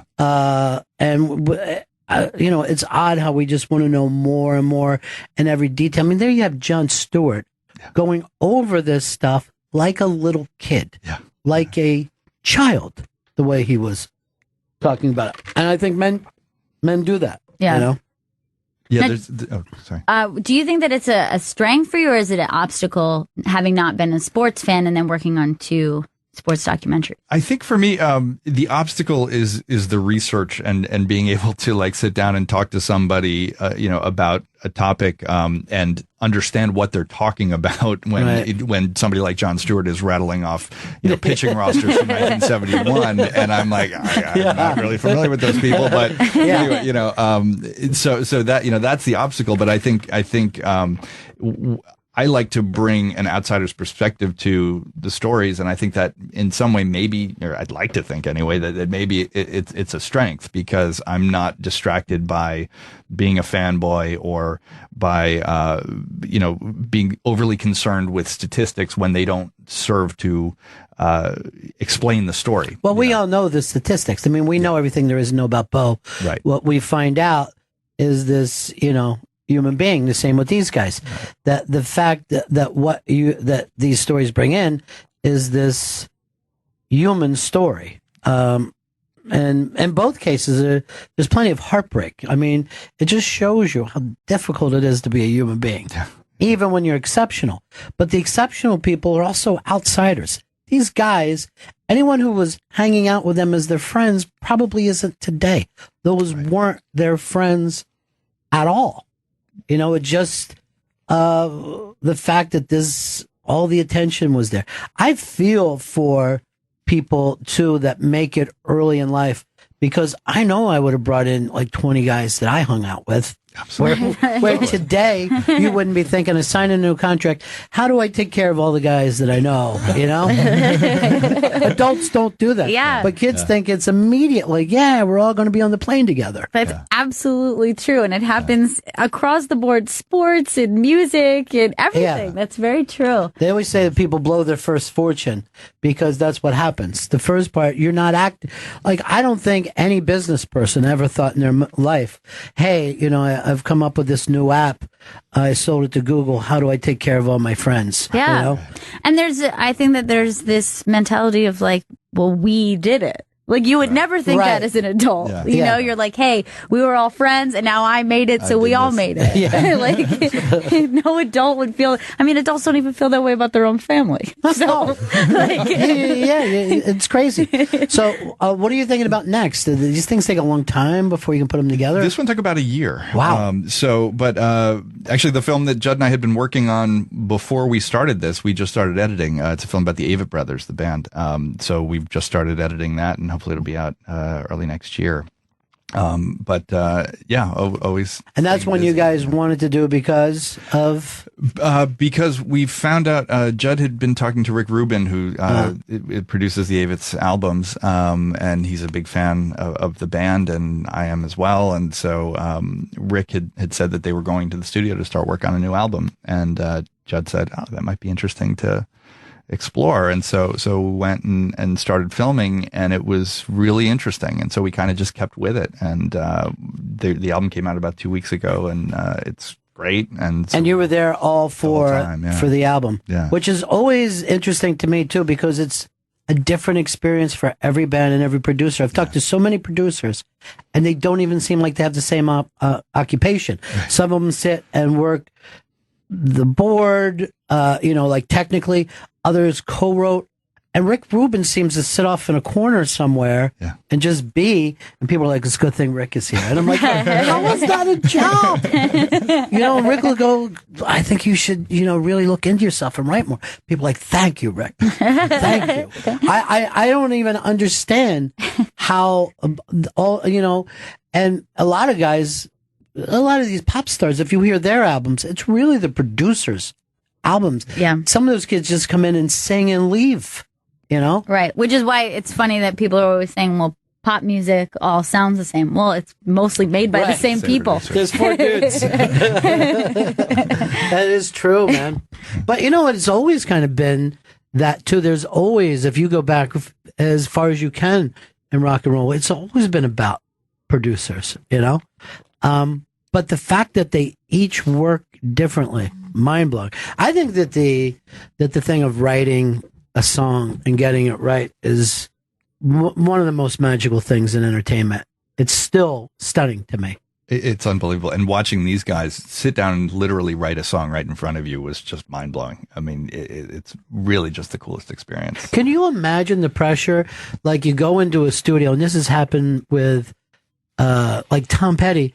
And he's like, well, he got 6 songs and we'll come up with 6 more. What? You're going to put out a project and you don't even know if you have songs that, because the whole point of a song is people want to learn it and sing along with it. You think, well, I think we can do that in a week. I think we can come up with a song that people will be singing at graduations. Well, this documentary, Doc and Daryl, it airs Thursday, 9:00 on ESPN. And again, if you're a baseball fan, you're going to get that out of it. But to watch it from an addiction point of view is fascinating. And for me, it's that thing you go back to, is that you don't give up on the assholes that keep failing. Because before you know it, instead of being an asshole, that guy's a leader. You know what I mean? He's actually helping other people. And you talk about magic. It's phenomenal. The biggest movie star in the world right now, Robert Downey Jr., was in the same position of these guys. But other people just happen to OD. It's very, very scary. It could go either way. But that act of not giving up is amazing. And neither one of those guys gave up. It's kind of a heroic story. Yeah, I think it is. I think they're both fighting every day. Yeah. Thanks so much, dude. Thank you, guys. Great, we'll Mike. see you Thanks for the next film. Yeah, thank you. We'll be right back, Bennington. Bennington Show. Come meet us in Montreal. And what is it, 2-3 weeks, Chris? It's in 3 weeks. In 3 weeks, how do people come see us? It's July 29th and July 30th. Go to the interrobang.com for tickets to the Unmasked as well. It's Andy Kindler and Barry Katz. It's going to be a lot of fun. Last year I saw Paul Morrissey there. Are you coming up this year, Paul? I met you guys last year. I can't handle it. I was there all 2 weeks, and it's too much. That was insane. When I got there, like after 2 days, I see him. I'm like, wow, this is really exhausting for me. I want to get out of here. And he's like, I've been here for 2 weeks. And it was you and Ari Shaffir, right? And Yeah, I did Ari's show, and then I was doing Artie Lang's live podcast during the day, and then a bunch of shows at night with Tom Papa. So it was. I saw you and Ari both had like the 1,000-yard stare, like in Vietnam. But we finished strong though. The last night, the Monday, which everyone leaves on Sunday, but the Monday we got like poutine at 6 a.m. and came back, and like we saw Jim Brew and a bunch of people waiting to go to the airport, and they were just like, "You are the guys that made it to the finish line. You made it." So all of a sudden, like, he doesn't leave. He just stays there. He goes up high in Quebec, and he's trapping animals and fishing. The deer hunter. Yeah, because if you get above Montreal, there's just a lot of stuff up there. I mean, it goes on forever. Yeah, Quebec City is almost like an outpost, and after that, it's over. I mean, you're way. Quebec just goes up until there's nothing anymore. There's no rules. Yeah. It just like kind of fizzles out at the top. It's the tree line. When we were a kid, we were up there fishing for a family vacation, and my dad kept going further and further north, and then I could remember this as a little kid, my mom screaming at him, turn around, turn this car around, because you were getting where people wouldn't even talk any English to you. You know what I mean? Like when you're in Montreal, they start French, and then they're like, okay, you don't do it. But they just get up there and they think you're nuts if you don't speak French. But then they have that slap shot goalie type of accent when they speak English. Yeah. Get over there. They say it with D's and T's. Yeah, they're just really into their own scene. What's up with you, dude? What are you promoting this Just time? traveling. Well, I'm doing a Gotham comedy juice show tomorrow night, and then I'm going to Canada this week. I'm going to be at Absolute Comedy in Toronto. So and then just filmed like a TV special with Tom Papa in Cleveland. Sweet. City of Champions. Yeah, they are. They've got it all. They are right. Everyone is feeling really good right now. No matter where they are, they're feeling good. Yeah, they were the only people smiling through the Dallas tragedy. They're like, still, no one thought we could win. I'm like, I can't fucking talk basketball with you right now. I just saw, while we were talking, a flash that the police chief said that the shooter scrawled something in blood. Yeah, I actually just saw this come through. And do you know what he wrote in blood? He wrote the initials RB. Holy shit. Jesus. RB. Oh. And no one knows what it is. You know, I was his hypnotist for 3 years, and I'm worried you're going to think that I gave him bad stuff. That fucks me up. I don't even like hearing that. Isn't that weird? RB. He just doesn't like running backs or something. I hope that's it. You hope it's running backs. It's probably Fantasy football messes people up, man. It does. If you have to have 3 running backs or 2, everyone gets upset. You know, earlier in the day today, we brought all the races together and fixed it. There's no more racism in this country. That's great. We also worked out everything between cops and criminals. They're going to treat each other a little nicer. It took a little work, but it actually went a lot faster than I thought it was going to. Now, I hear Jenny Hutt put out a song. Yeah, she actually has a song out. Which is great because I know Chewbacca Mom also put out a song. These are up on the iBank, did it? If you just do it. But let me hear Jenny Hutt's song. She's a hell of a singer. She's amazing. I can hear my neighbor crying, I can't breathe. Now I'm in the struggle and I can't leave. Calling out the violence of the racist police. We ain't gonna stop till people are free. Oh, jeez. We ain't gonna stop till people are free. Wow. It's gonna do good. I nominate Chris Rock. Now, by the way, I think that was replayed on Opie's show, right? Yeah. I'm blown away by this. This is just coming in from Hollywood Reporter. There is going to be a spinoff of the Gaffigan show called Opie and Jim. Oh, that's great. I I'm think so Gaffigan's glad. going to do the first episode with them. They moved to a new town. Great. Get a place together is what they're looking at. And, just doing radio and stuff like that. That's going to be great. I can't wait to check Have you that been out. watching Gaffigan's show this year? It's so goddamn good. Yeah, I saw the first season. I haven't started up on the second season. Second season is way better. And the thing is I see Gaffigan going, people can't find TV land. Please look on demand. Because you know what I mean? You get past a couple channels and you're lost. But the show is really funny. Yeah, I watched the courtroom one. It was good. Yeah. Like they made it like a courtroom drama. I always thought that was great. Yeah, it is hard to watch. He sent me something too. He's just like, here's how to find it. Like even if it's friends and family, he's like, Yeah. But I think the Marin show is having its best season, and I don't hear people talking about it because it's IFC and you forget it's on.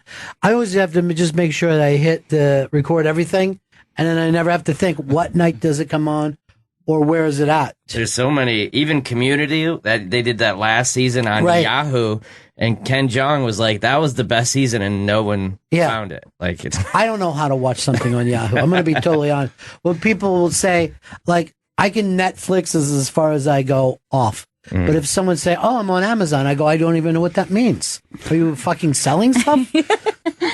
Amazon, you got to have the Fire Stick or the Apple TV or something like that. There's a show called Red Oaks on Amazon, which like Soderbergh produces, and it's like Paul Reiser. It's like an 80s Caddyshack like golf club, and it's really good and like R-rated.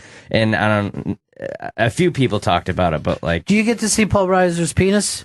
no. Damn it. There's naked women though. I've been wanting to see that since 87.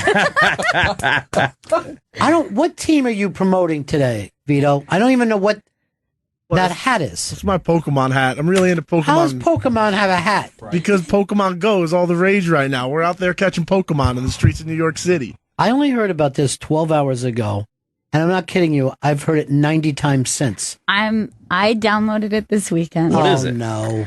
Pokemon Go is a new app.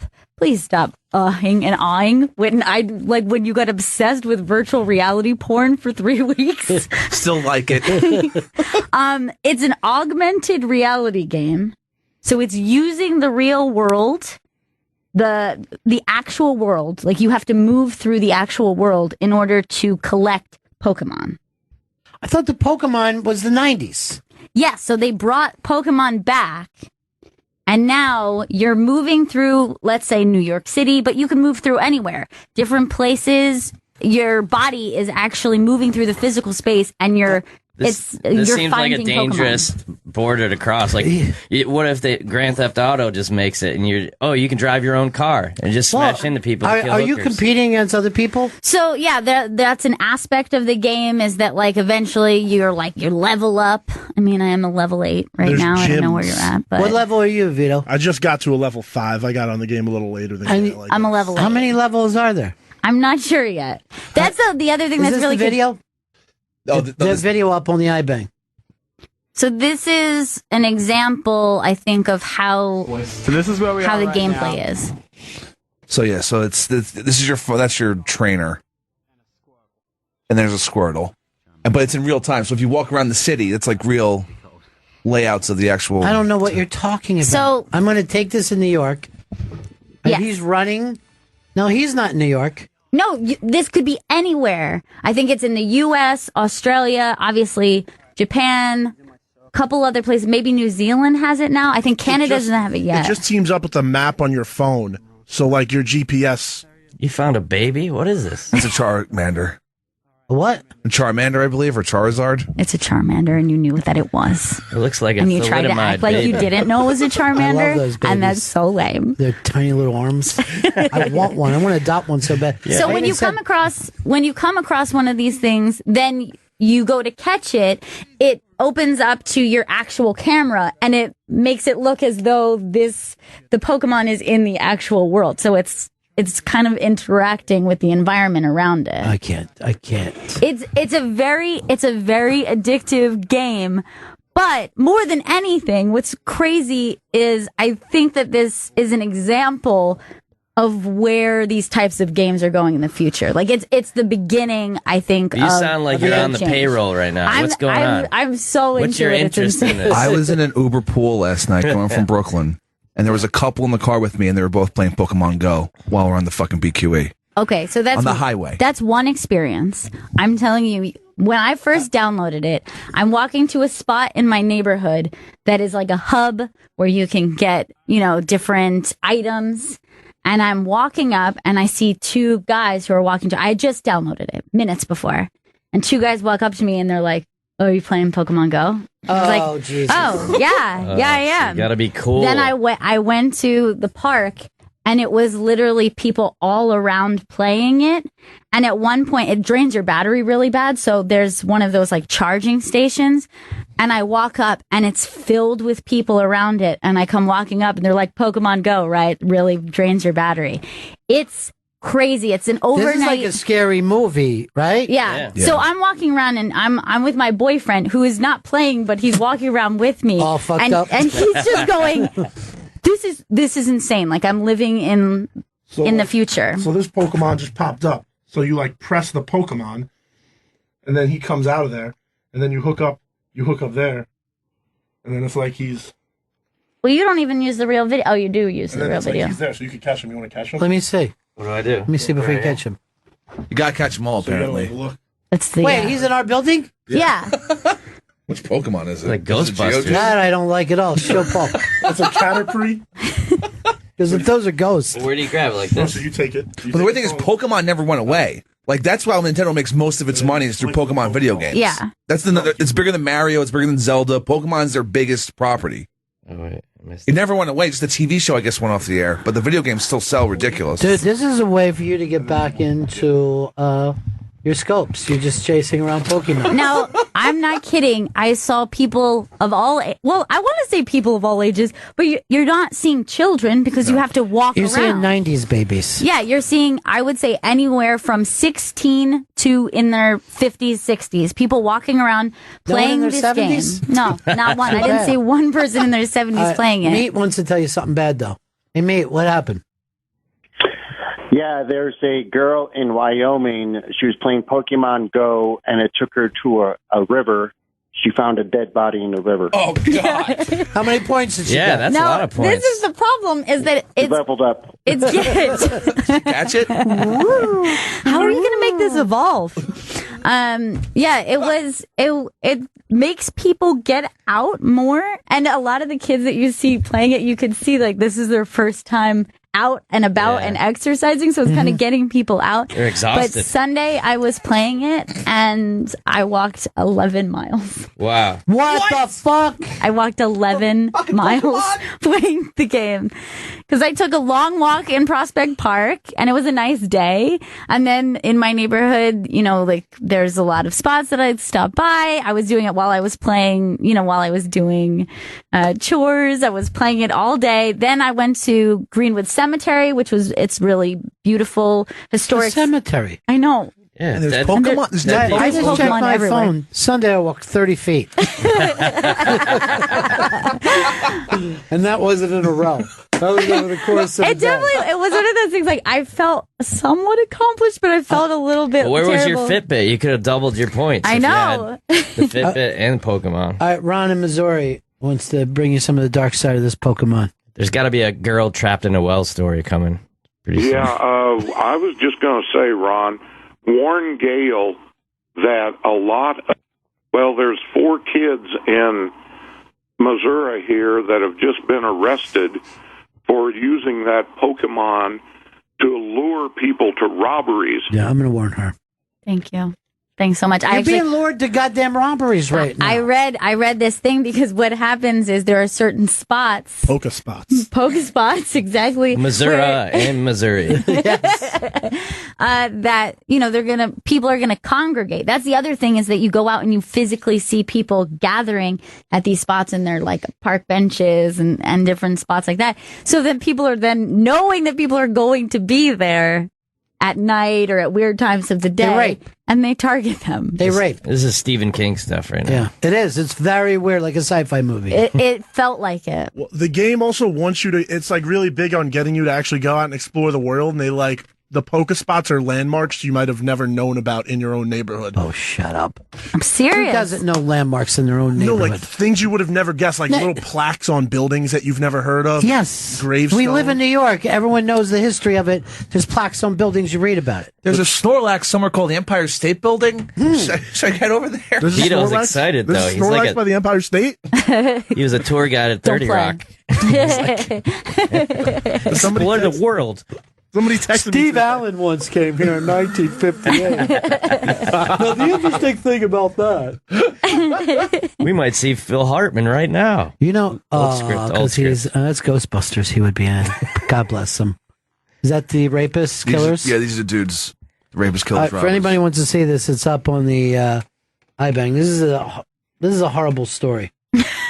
There's a lot of Pokemon Go stuff And happening. how do you get addicted to something so fast? It's you didn't see because it's not like anything that I've when I was younger I played video games. I haven't played video games in a very long time, so it's just a very different take. And immediately you can imagine between this, the augmented reality idea, virtual reality, I don't know, Google Glass, you could see that like the direction that entertainment, horrible direction. It's so weird. It's so bizarre. What about people driving to try to get these? They're going to be ramming into each other to get pokey points. By the way, Paul, before you got here, Chris and Gail, and they're going to be horrified. I tell you, they were doing impressions of you as you were walking up the hall. My impression was better. All right, let's see. Let's hear. Mine was. No, yours is so much worse. Let me go first. You go first. So this is a specific impression of you where you said, "I'm Paul Morrissey." My impression of it was, this is how I remembered you saying it. I'm Paul Morrissey. That's so much worse and Now, not why true. would he say it in and a you different didn't sound voice? like- I don't know. He didn't say it in a different voice. He goes, Where's this from? This is when we were doing our special about Letterman. Letterman. Yeah. And he started off and he goes, "I'm Paul Morrissey." Well, that was his direction. I had to do it over the phone. You set him Let's up. hear yours. I'm Paul Morrissey. That's cruel, All right, and it's Paul, not let me true. hear You don't do sound it. like that. Let me hear you just say it. Well, you want my old announcer voices? I'm Paul Morrissey. Oh, that's good. That's See, actually good. I think mine's closer. Well, yours is definitely closer because Chris's is on helium. Here's something I'd never say, ever. Do that. It seems natural. Thanks, Paul. Are you Byron Allen? This is Comics Unleashed. Don't worry, I'll mock you later for it. Yeah, come on. This is impressions. Have you ever made it through an entire Comics Unleashed? Yeah, I did it twice. That's the whole thing. You're just like, so I understand you're from upstate New York. I'm Paul Morrissey. We're going to make an announcement about Chris tomorrow. A career announcement. Oh, yeah. It's Or exciting. would you rather make it today? Let's do it tomorrow. Okay. I want to do it tomorrow. It's when I feel most comfortable with it. Okay. Uber driver? That'd be what? unbelievable. Paul, do you use Lyft by any chance? Because I can do 50 free bucks. By the way, let me tell you a weird thing about Chris's Uber stuff. I never even brought it up to you, but see if other people do this. He gets in the front seat with the Uber driver. Don't do that. Yeah, every And you do time. it with cabs, too. Yeah, I just jump in the front. Yeah, It's very weird. I like it.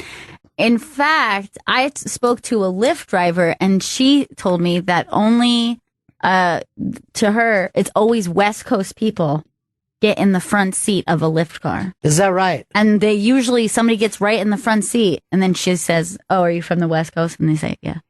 I don't know why. If I'm driving a car and someone gets in the front seat instead of back, I scream. Jump out of the car. If I'm going to say this, if you have 4 people, you say to the driver, "Can one of us get up front?" Yeah. But you never assume to yourself, "I'm going to get up front." To me, it's like walking behind the register and just saying, "Can I have a sandwich?" Yeah. And he does that for 2 people. Like, you only Yeah. have 2 people in the back, and he gets in front. He does it alone, even. It's very weird. It seems and more I think natural. it's not. I think it's an invasion of their privacy. What privacy? They're in a cab. Do you They're walk fine. behind a counter and say, "I'd like a sandwich"? I mean, I would say to the person, "Don't you see there's a counter here?" Is that what Belushi used to do? Just walk into people's houses and go in their kitchens and stuff? And they make were a glad to sandwich? see him. And he goes like this, look, I'm going to crash on the couch for a while. Wake me up at 9:30. I'm going to get out of here. And people were like, okay, John Belushi. I love it, John Belushi. I'm not going to fucking do the Pokemon thing at all. I'm going to show you when we go outside. I'm going to show you how it works because it's better when you're walking down the street. You can see how it works better. I want you to go to the Uber driver freaking out today on the Interrobang, though. It's been the story of the weekend. Why? I mean, now that you're talking about Uber like that, I remember Uber was something like I heard of, and then everybody talked about, and then everyone started using within a week and acting like it's normal. Right. Like, oh, a stranger brought me here to your house. And still older people don't, like my parents still both have burner phones. They don't want to ever be on a contract. So they don't even know what it is. How do they get home when they're drunk? How do I get to Uber? Golf carts. They're in Florida. That's what they nice. do. Nice. It's legal. All right, let's hear some of it.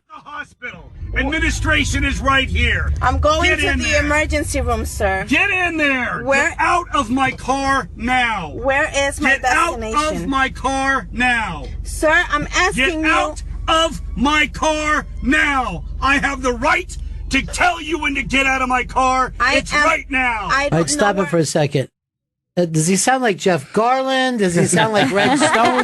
It's definitely this guy has the delivery of a comic. He's a Rob Riggle. Yeah, that's what he is. very Rob Riggle. He's a big guy. You, where is my destination? If you will kindly point I at where I am pulled supposed into to your go. destination. It said here I was at your destination. It's over. Get Oh no, you know who it is? It's the Canadian actor. It's wait, go back and hit it. Said 1760. Get out of my car now. Stop. It's Seth Rogen. It's Yeah, he does sound like. All right, let's go back to him. Sir, it's said. Get out of my car now! Why are you yelling at me? Because you won't fucking get out of my car! You are not to yell at me. 1. Do it. Do it. Do it. Get out of my car. Where is my destination? Get out of my car. I like the Sir, fact that he hits 9 and 1 first, because that's what we used to do when we did coke with Mitchell Walters. Oh, Jesus You just always go ahead, Mitchell, do your rail.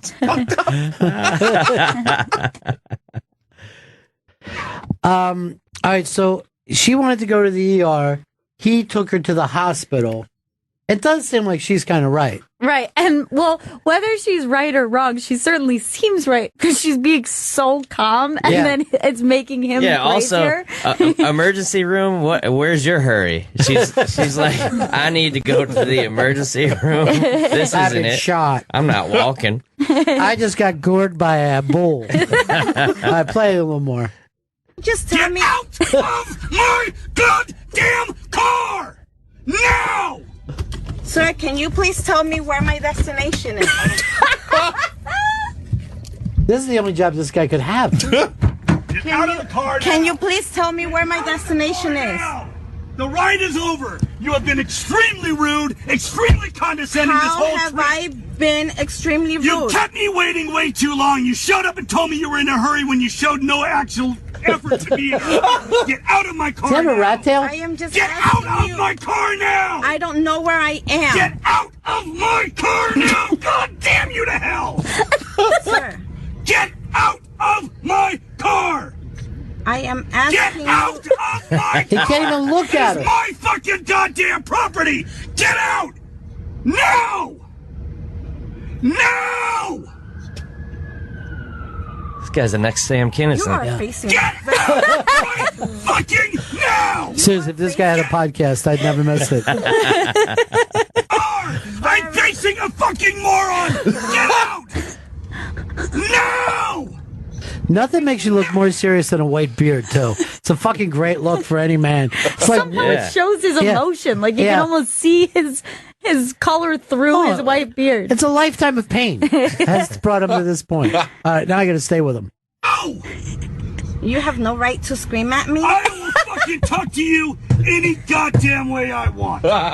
Really? Yes, I fucking will. And I have the right.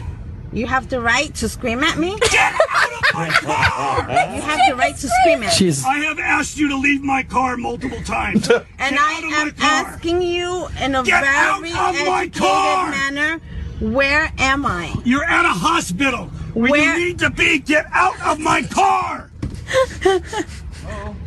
Can you get her out of my car, please? Where is the emergency room? That's on the other side. I'll walk On the other side? I'll walk here with Get out of my car! All right. Here's the weird thing. I've been into that breakup before. Yeah. I've been where she I'm will not going to until you take me. She will not understand that we're broken up. Can you take me to my destination? At no point does she get any more concerned with what's happening. Like when he gets out and opens the door, she's still talking the same level That all doesn't the happen way with through. two guys. That somebody got punched by midway through of that argument. Well, that's the thing is like this attack on his own blood pressure is not working at all. And yet he is not trying anything. He never once said, lady, please. Or, look, I don't know where it is. Let's drive around until we find it. He did crumble a little bit. He did say, after, you could tell he's a married guy because he did for like 10 minutes. He's like, will you just get out? Like, fuck, you can't. Let's just eat somewhere. He actually should probably find the ER for himself because there's no way his blood isn't just like popping his eyeballs out. He's got days left. Days. Ryan Beck wrote to us and said, I'm hearing Alex Jones. Carla says it sounds like man cow. I want the GPS guy when he just says, turn right fucking now.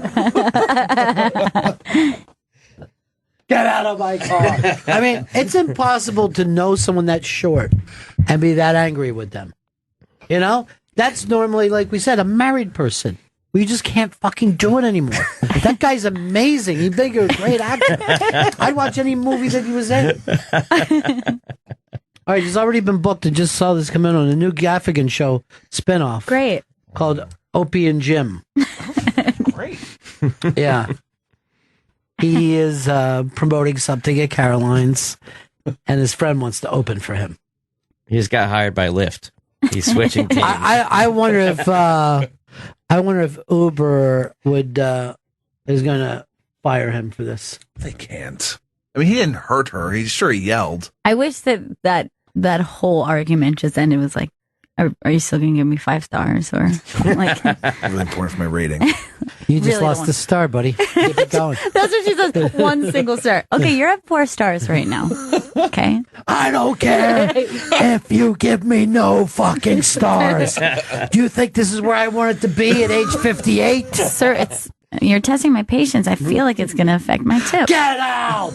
I just want to find out he's like a florist or something. I love that dude. Kindergarten teacher. And I love the fact that he wouldn't make eye contact.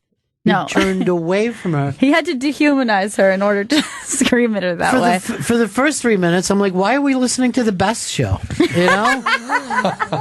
Why is he tangling with a bad caller? Sharpie, don't be mad.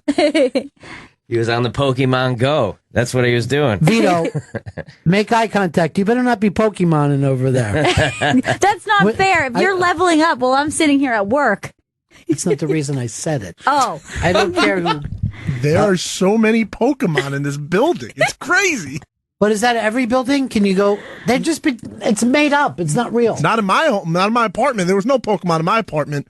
This building is Pokemon heavy. All I got is Pidgeys in my neighborhood, so it's really great to get out there. Tentacle just showed up here. Oh, God.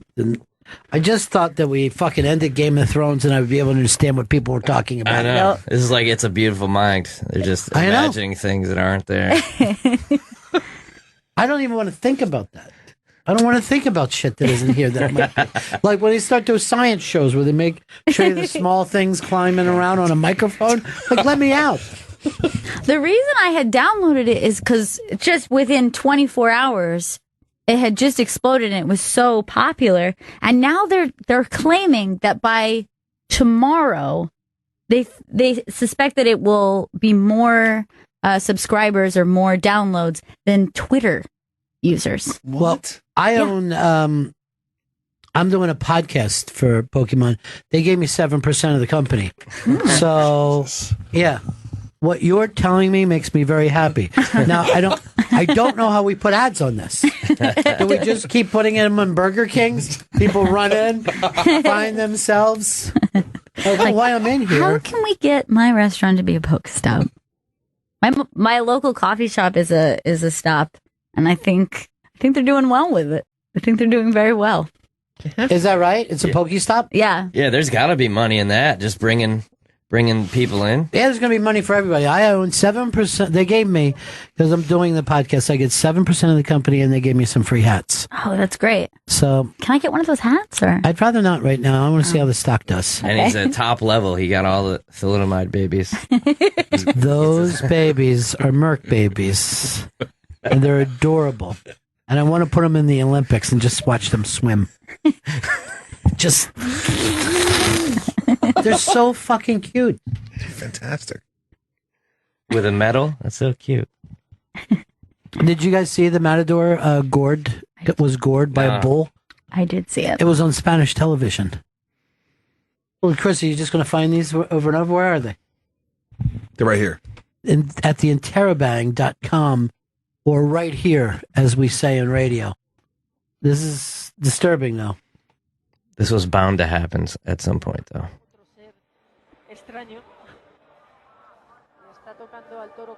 This cockiness, though, right? Yeah.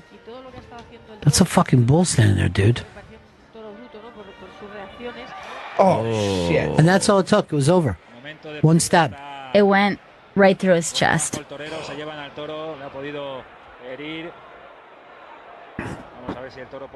Now, I heard there was more like fatalities just with the running of the bulls, but this never happened. It's very rare for a matador, like a professional, Yeah. to have a fatality. I'm working on a thing to bring, well, everyone likes UFC. This is going to be FC. And it's just going to be a regular UFC fighter against a bull every week. It should be exciting. I'm going to watch. Anyone who cheers for the bull is a bad person. I'll just say that. It's a human life. Yeah. No drug testing either. Oh, no. I never drug test. Matter of fact, I would only drug test to make sure people are on drugs. I just think if you were just catching a Tauros on Pokemon Go. Get out of the car! Why do I think that's going to be Chris Stanley's job when he finally fucking bounces out of radio? Drummed out of his place. Well, I guess I'll have to get my license and become an Uber driver. I'm going to tell you something. Chris Stanley has a dream, and we're going to try to make it come true. Uh-oh. And I'm going to say this. Yeah. I believe it's going to come true. The only thing I worry about is that we don't have enough time. I think the time thing's not going to be a problem. Just because this is something Chris worked on his entire vacation. That's why you had a staycation. Exactly, yeah, because I couldn't go anywhere. Does anybody notice that he's in much better shape? Yeah. I know what it is. What? Olympics ping pong. Quite honestly, I'll just say this. Do your Paul Morrissey fair. I'm Paul Morrissey. No, that's not even true. I don't get that. It's not even and true. then you're wearing a Morrissey shirt, but that looks like ice baby. This thing. Did you get that in China? Is it a double irony? Yeah, double irony. I saw it. Well, I think I saw Dave Grohl wearing it in that Sonic Highway show, and then Love I just that saw show. it. I saw it somewhere, so I had to have it. So Are they going to do Sonic Highways too? they are. Are they? Second season. Bringing Letterman out of retirement. I think he still produces that. Was that right? Yeah. By the way, Letterman makes more appearances now than he's ever made his entire career. He will not stop talking. And I noticed you never got back on the show again. I know. Since it was is Regis' that done fault. now? Is that done? I'm trying to go over. I was trying to knock on the theater, see if they remembered me. There's a different guy in there now. Yeah. The different guy, and he only has himself on. He goes, this next stand-up coming out is me. And I'm going to sing a song with him. It's a very, very funny comedian. And it's me. I think you guys are going to enjoy this. Me. Flavor from the Comedy 101. That's good. Mm-hmm. All right, here's something. that I like. I don't know whether you guys saw the Bon Jovi wedding. Bon Jovi is at a wedding, and there's this hack wedding band there, and I'll just let you get into this discomforts first. They start doing Bon Jovi, and there's Bon Jovi sitting. Oh, good. She's reading the lines. She doesn't know it.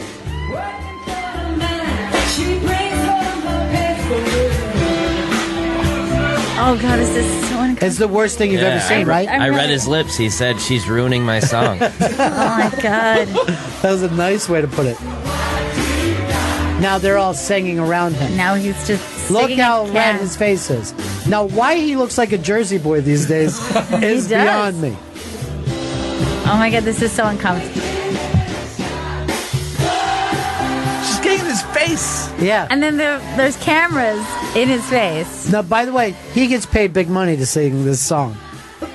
Well, he's collecting money off of this. Yeah. This saying. I hope so. He's like, give me this. And then he gives her the fuck you.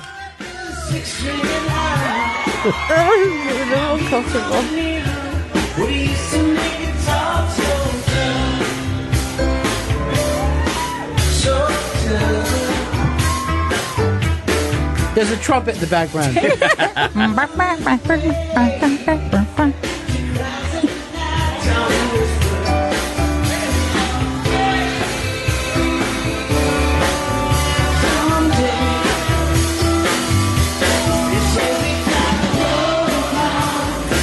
Is this the worst thing ever? I'm so uncomfortable. I would actually be saying this if I was him. I'm Joe Montana. I am not Bon Jovi. We just look alike. Well, how many beers in does it take for him to actually go up there? He's like, I need 2 more. And like, you know that he also like he has no choice. Like if you just sit through it, then you look like a dick. So he has to be a good sport about it. And then he looks like a dick. And then he looks, yeah, exactly. They're like, oh, he was really loving this. Yeah, in his Brooks Brothers suit. Why is there a lead trumpet? It's a trumpet solo. That's what's killing him. Even with his band, he's like, Richie always fucked up that part too. This has got to be Richie Sambora's favorite fucking video. Richie's just fucking jacking off on his goddamn computer right now. Screaming, look what happened to you. This is like Boogie Nights when it turned into the 80s. You know what I mean? Everything is just uncool. Where's the guy throwing firecrackers in the back? Oh my God, and she's kind of unbearable, and I hate the her. whole thing is so bad. That like, trumpet she's guy. like, the face she's giving him is like he's not a 4-year-old. The only thing that would be more embarrassing is that if the band Bon Jovi got back together and did this song. But seriously, we got to send this to Eddie Trunk because this will kill him. He was a Bon Jovi fan since day one. He looks classy though. He looks like he could be in The Sopranos now. Like if he was. Well, if he was around remember right now. when he came very close to buying the Buffalo Bills? He was very Right, close yeah. to being and then I don't know whether he still does. He owned the arena team, the Philly Soul. Oh, okay. He still owns them. nice. I think he still does. So what was great when they won the championship, the arena championship, and they had their parade, they did not close down the other side of the street. So you could see traffic coming the other direction. This is still being done. Did he ever do a theme song for the team? No, I don't know whether he did or not. Because that's you can't beat the tennis team one. Philadelphia Freedom. Philadelphia Freedom, this Elton John. the song that broke Elton John's career. That was the Team Tennis League, right? Was it like- Yes, team tennis. People don't know anything about that. I had no idea. Well, there was a little while in the 70s that both tennis and chess were flirting with becoming mainstream. Really? Yeah, both of those things were going to become mainstream, and then they both failed. Oh, and the other one was it racquetball? Did you ever see it 30 for 30 on Elvis? He Yeah. wanted to build like 100 racquetball courts like around the country. That was the first thing that health clubs kind of became big in the 70s, and they all had racquetball courts.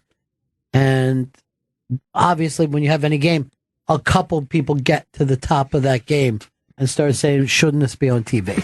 So fucking good. Wouldn't people like to just sit at home and watch us play racquetball? Amazing. And then you figure out nobody wants to watch it. No.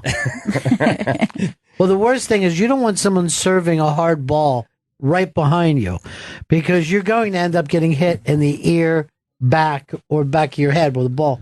And then they say, sorry. You're like, dude, that's not enough. I'm really fucking hurting right now. Highlight's weird like that, too. And that's We got a hold on. It's the worst thing ever. Yeah, that trumpet guy, he wanted to make an impression. Stand out for yourself. You know, maybe Bon Jovi will want to take you on fucking tour. You have got it. Yeah. I need this guy. Always needed a trumpet. We just didn't know it. See, there was something about it that bothered me, and I didn't know what it was. The trumpet is a fucking funny instrument because cool people have actually played the trumpet as well as the nerdiest people who've ever lived. Yeah. Right. I don't know if anything else reflects the personality more than the player. Yeah.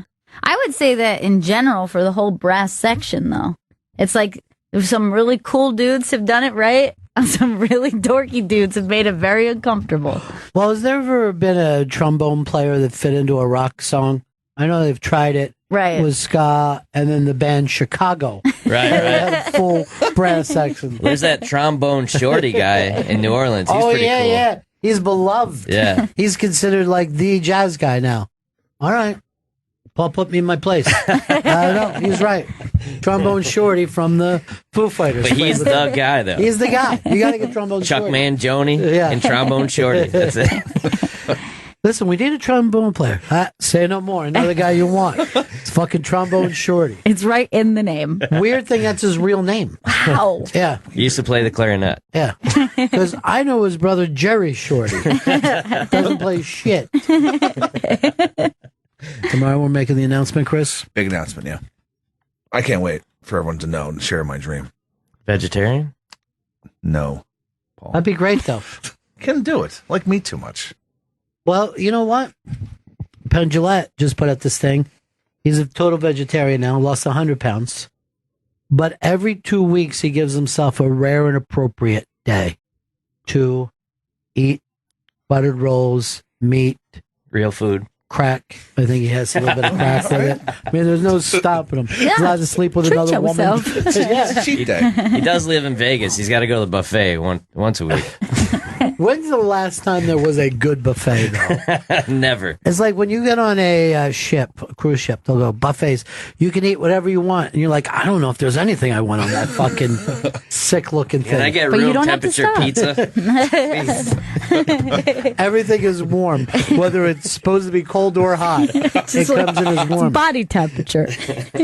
Chris, do you check my SiriusXM mail? I never do. I haven't. No. In a while. See if I've been invited to the Samiversary. Sam is having his Samiversary show. And it seems to be the in thing to get these days. An invite to that. Vito, you in? I don't think I got invited. But it used to be a regular, right? Yeah, I was helping him out for a little. I didn't get no invite. What was your job there? To talk about wrestling? No, that's Sam's job. I was just a phone screener. Nice. A phone ever ring? The whole time you were there? Sometimes the phone screener would just have to call in his other voices. Hello, Sam. There was a wrestling event last night. Did you watch the UFC thing, Chris? Yeah, I did watch the UFC thing. Because you text me. It's fucking falling apart.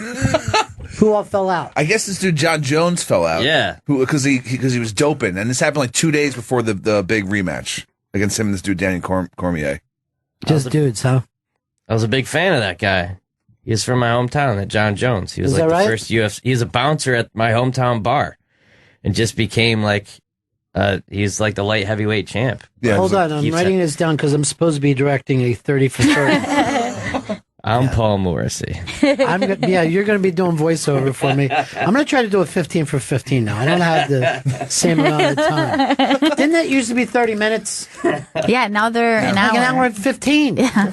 OJ one was like 7 hours. Yeah, well, that was, we had to go through everything. Did you see the doc one yet or no? Yeah, I saw it last night. Oh, okay, because Artie was talking about it last night because I guess Judd showed it to him and he said it's like he almost teared up. Well, first of all, to people like Artie or myself, it's like, holy shit. Yeah. It's really fucking good. It's really good. And at the same time, I feel like it's a trigger for me. I'm uneasy since I watched it. Because then I'm like, okay, you can go out and come back. All right. That's what they kept doing. But that's like I was a Yankee fan, so I hated that team at the time, but I had no idea how cool they were. And then all I wanted was, hey, maybe someday these guys will be good enough to play for the Yankees, and they both were. So that was exciting. Did they get any rings with the Yankees? Yeah. They were there towards the end, right? And Doc got that no-hitter, which is like, if you watch that right now, it'll give you emotions. Like, that's crazy. That's showing up in him telling the story. He gets a no-hitter while his dad is on his deathbed. Now, here's the thing. His dad is watching the game. Oh, man. The last thing his dad That's the ever greatest saw. curtain call ever. Like, you could just really tell. You know how some people kind of try to be shy about it or humble, and he was just, like, pumped up. Like, he could have pitched another game after he was done. Tell you the truth, I watched that game. I'm pretty sure I could have hit him that night. He was like 40, right? By that time. Yeah, and he was throwing. I think Junior was on that team. That's when the Mariners had a bunch of guys who could stroke. People forget that, but that team came very close to being champions themselves, but they were playing at the Yankees at their fucking peak. Like it happens to everybody, yeah. And the doc just comes out, and they wanted him to fly home. They're like, Doc, your dad is dying. Fly home. He goes, no, I want to pitch. And then that fucking happens, and his dad is watching this game in the ICU. That's crazy. Nuts. Doc got 1 ring. I think Daryl got 2 with the Yankees. It's pretty impressive, though. Yeah. You know how many great players never have rings? None. So did the guy, did he end up watching the game, or did the guy change it to the Marlins? There was the guy next to him. Yeah. Let's see what else is. I watch Jeopardy every night. My kid's pitching. Yeah, right. Can you imagine though? Like you're laying there and you're like, I did it. I made my son a great pitcher. Because when you're like that, you just live through your son. You know what I mean? Oh yeah. And you see it. There's these all the Olympic trials have been going on, which are amazing. But there's this one little girl. She's 15, but looks 7. And she's on the balance beam. And she's fucking amazing. And she just jumps off and runs right to her parents. And they're also her coaches. And you're like, their lives must be so weird. Just like thinking about balance beam all the time. You get up on the balance beam this morning? It's like, that's all there is to talk about. There's only one subject at dinner. Yeah. Balance. Yeah, that's a lot of damage. That's like that Marinovich thing. Like, it's just It's terrible, an yeah. experiment almost. Like, it's Yeah. your life 24 hours a day. You end up hating that guy who set this up for you. And then the minute that you smoke pot, you start fucking doing heroin. You're just like, it's all great. Fuck, I'm free. Remember, like, never had fast food or anything? Like, Nothing. as soon as he tasted like a hamburger or fries, he's like, all right. Fucking good is this? Big Mac? Holy shit. Oh my, it's like I came in my own mouth. I can't imagine. Fucking ice cream? No. So, maybe that might be your thing. Every 2 weeks, you get, monkey time for yourself. I need more than 2 weeks, though. I need more than 2 weeks. I want Chris is you on to his do this. crazy How about day. this? Most days. How about this? Every 2 weeks, you eat a vegetable. That might be more manageable. I was at a steak place with Chris, and he orders, and they said, "What vegetable would you like?" And he's like, "What do you mean by vegetable?" And he goes, "Like vegetable." I'm like, it's going on for 10 minutes. He's like, "Wait, food grows in the ground?" I was blown away then. Not real Ew. food. In the dirt?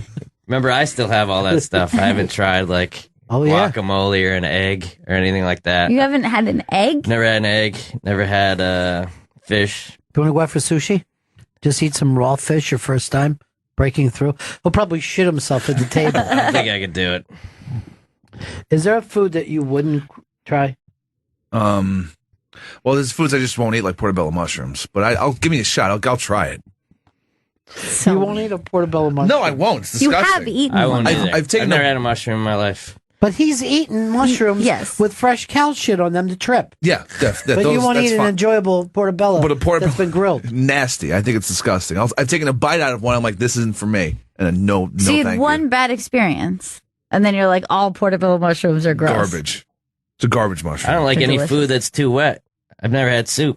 I think that's like you don't order your steak soggy, do No. you? I think water ruins food. So you've never had an egg or soup? No.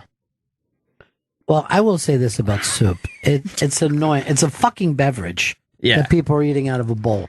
I mean, don't get me And started. Soup about isn't soup. food. It's like 1% food. It's water that touched food. That's all it is. He's got a good point. No, it's food. There's stuff It's in the food soaked water is what it is. It's the watered down version of what you want to eat. When you think of it as a savory drink, it is kind of weird. Yeah. I love It should come in a cup because a slurping person at a fucking dinner table is disgusting. Yeah, like when the ice cream melts in its soup, that's the rotten version of it, right? Can I tell you what I find to be the most disgusting thing in the world is now when you're staying at any motel, Hamptons, whatever it happens to be, they put food out in the morning in a room that obviously isn't a restaurant. And people go there and attack it. And if I get up in the morning and see that, I'm fucking totally grossed out. Just because it's not fucking real. You're just being cheap. And you're acting like these muffins are good and they're not. And you're making a waffle for yourself. And it all just seems cheap and gross to me. I can't even look at it. small boxes of cereal too. And yes. And they're just eating it like, oh, we're saving money. And I just go like this. Give me my USA Today. And I'm going out to eat an actual breakfast. And they'll go, would you like something? I go, no, because that's not breakfast. There's a breakfast place within 200 yards of here. And you're eating that in the equivalent of like a public living room. Yeah. Thank you. People really camp out there too. Like I know guys that will go to like the place that has the good breakfast and just hang out there. I'll go downstairs and get the coffee, and I even regret that because it's never good. It's never good coffee. It's all terrible. And those bagels aren't actual bagels. There's some kind of spongy thing that sit there, and people are attacking it like they're fucking making up for the fact that they paid for a hotel room. It's an amateur buffet is all it is. It's not a real... I'm not kidding when I say, and I'm not a queasy person, I can't look at it. I'd rather see fucking people doing coke and having sex with hookers in there. I could sit down and read the paper. I can't be around those people. Having an orange drink. Ugh. I'm with you now on all this fucking disgusting thing. Well, that's why I think that's why I've never had an egg. I just smell the eggs from those kind of places, and I'm like, ugh. Just try one. Fresh egg. Yeah, just have some. It came out of a fucking chicken's vagina. Wait till it grows up. It tastes so much better. That's true. As a chicken, Chris. That's what they become. Weird. Yeah, not kids. Not kids' vaginas. Hey, Sean in the Keys. What's happening? Hey, I saw today that your old workmate, Neil Rogers, was nominated to the Radio Hall of Fame. Any thoughts on that? Well, I will second that nomination. Okay, well, it's official now. Good. So it doesn't mean that he's going in, but he's been nominated. Well, I think they nominated him to go in. So finally, I think he got nominated right after he retired, and it's been a struggle. So hopefully he gets in this time. And I just remember when you guys were on, I think what was it, Zeta, and he was on after you guys or something like that, and he was always talking about you and all that stuff. And I'm from Miami, so I always listen to you guys. I always listen to Neil, so I just still keep track. Neil Rogers was one of the most original fucking talk show hosts. He would fight. He would get into any gossip that was in the building and spread it out. And he was out of the closet before in like anyone. the 70s. He was like out in the 70s in Miami, and it was acceptable. Yeah. And at a time where nobody was accepted, he just said, "This is who I am. None of your fucking business." And he would sit around and talk about Hispanic fucking singers. Like dudes would talk about chicks. And Luis Miguel, that was his guy, right? What was his name? Miguel? Luis Miguel. Luis Miguel. And he would demand tickets to go see him and stuff. I think it was a straight guy. But the thing is, his audience was the Miami Dolphins audience. This was, you know, they carried the Dolphins and all. And he would do sports stuff when no one fucking talked about being gay. When Liberace was coming, it was an amazing fucking performer. And everybody loved him. Yeah. Everybody loved him. Yeah. And some days he would just turn on everybody. And he was just a very sweet, mild, almost wallflower off the air. You know, that was my question to you, Ron, was like, what was your interaction? Because sometimes on the air, he would say like these horrible things about you guys, and then sometimes he'd say these great things, but what was it like behind the scenes? Here's what it'd be. You'd go down the hall, you'd see him, he had a handshake like this. You know, and he was an older guy when I worked with him. Mm-hmm. He would have the softest handshake, and you would discuss something with him, and he goes, "Look, I'm listening every day. You guys are great. I just think, you know, whatever that thing is, you got it. Just stay with it." He would walk in, pop on his mic and goes, "I just talked to Bennington. He hates the boss down here." Yes. And then, you know, he'd play these stupid old hacky things. Oh, those songs and the drops and everything. It was fucking hilarious, you know? Oh God, that was always the big one. Hey, let me ask you another thing. Yeah. Like, you never even tell your crew or anything like that. The craziest part of down there was Friday afternoon at 10 o'clock. Your show was supposed to end at 10, but it never ended at 10. Sometimes I would be listening, it would run till 11 o'clock, and you guys were just going crazy. Yeah, we were crazy in those days. But you guys they would, stop on time. you know, at that was the time when radio wanted you to do it, you know? Mm-hmm. And now it's all, you know what it's like to go and do terrestrial radio, the clock that they're on. Right. You know, everybody's on a very, very tight schedule, and you got to break exactly so many times. And it's sad. They kind of killed the golden goose, because I still think the funnest thing in the world is to just be in one town. Mm-hmm. You know what I mean? Yeah. You could really talk about a lot of things that you can't when you're on a national show. Yeah. And you talk about things that actually affect people's lives.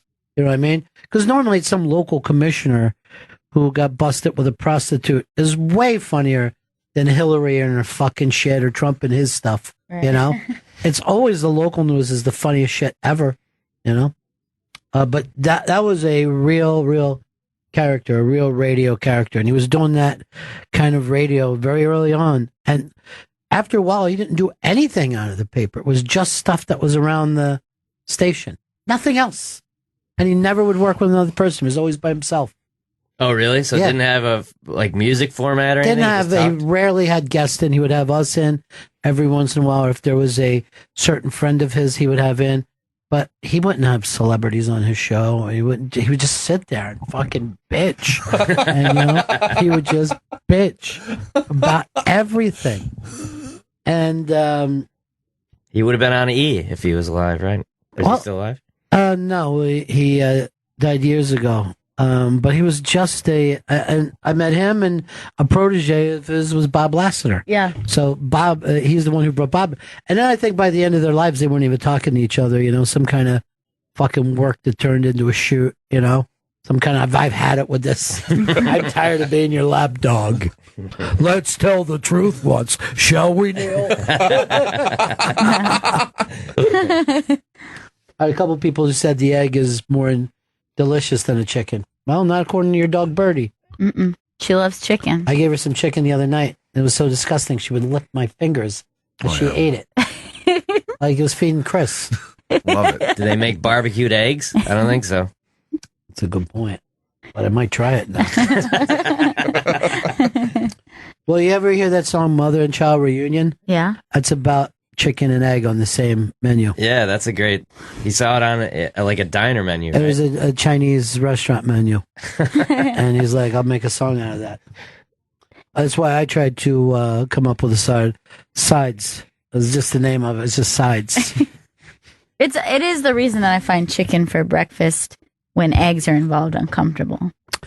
Well, no one eats chicken. There are people who will eat chicken in an omelet. It's like Never. a healthy. Never. It exists. Chicken and waffles. Yeah, but you don't have that for breakfast. That's brunch at best. I think that's my kind of breakfast. Have you ever gotten it anywhere?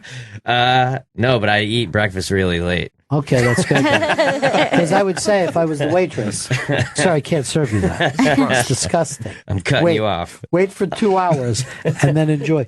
Vito, is there a type of food that you don't eat? Bananas. I think bananas are disgusting. I don't like the smell. I don't like the shape. I don't like the peeling You process. know what happened? When you were a little kid, some man put his cock in your mouth. That's probably what it was. And now you blame that on bananas. Bananas don't smell. What the hell's wrong with you? Bananas have a bad smell. Bananas have an awful, awful smell. Just eat the jelly part of them when they're rotting. Oh, that's when they're really Grab good. Spencer Berger. I want to hear about him. By the way, Spencer Berger, bang up job today.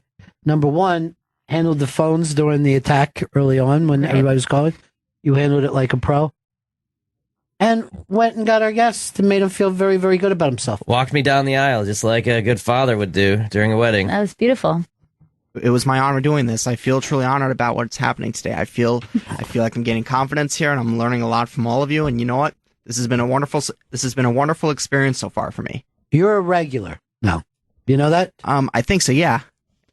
When he thinks he knows that. Yeah. Is there a food that you won't eat? Because I know you're that I won't eat. Yeah, you're pretty daring with your food, right? It all depends usually. I mean, bananas I do like. That's pretty much the only fruit right now that I eat. You won't eat a grape? It depends. Like I like grape juice though. Sure, that's delicious. Oh yeah. That's When you great. juice I remember it's good. when I was little, I used to hate vegetables, but now I only like vegetables when they're grilled or like sautéed with garlic and olive oil. Like right now, like every night, like I have broccoli with garlic and olive oil, which makes it better. Remember when I was a kid, I used to eat chicken and pasta all the time, but like now, like my taste buds are slowly expanding, and like now I'm trying to like all kinds of other foods right now. Sounds like a fucking party every night. But here's the thing. Totally. Here's why. As you grow older, you lose taste buds. So when you're a little kid, the taste of something is so powerful to you. You can, and as the years go by, it's like an old man will eat a shoe. He doesn't care. It doesn't matter to him. Yeah, here's the thing. I bet you, because some kids may not have that kind of feeling.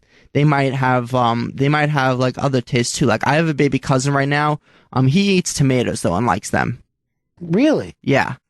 He's That's like cute. 3 years old right now, I think. And 3 or 4. does he eat them straight? Just like Yes, takes a he bite. eats them straight. Like Those an little, apple. Yeah. little cherry or grape tomatoes. Yes. Chris, could you eat a tomato when you were a kid? No, God, no. I can't do it now. It's Yeah, like, slimy. I started It is bad eat- texture. Yeah, It's bad texture. yeah. I still don't like raw tomatoes though. I only like salsa though, or as long as things are like mixed in with like certain foods. Here's the thing in my family. A tomato sandwich was like a regular in the Yeah. summer. And they just slice it, put it on bread, mayonnaise, and salt and pepper. Yep. And they eat it like it's a sandwich. Yes, but they also grow phenomenal tomatoes. Yeah, I mean, so they grow them in their own backyard. Now, I never thought that I could eat just a slice of tomato with salt and pepper on it. Like I would eat it with like mozzarella and basil. I would do the caprese salad, but I had their tomatoes and was able to just eat them just sliced with salt and pepper, and they're super you loved good. it? Super good. But do you experiment now? Like, do you think, like, everyone thinks that I'm crazy that I won't try this stuff, but I think I'm more, like, at least it's not based on some belief system or something. It's all taste and texture. So if I don't want to eat something, I just don't eat it.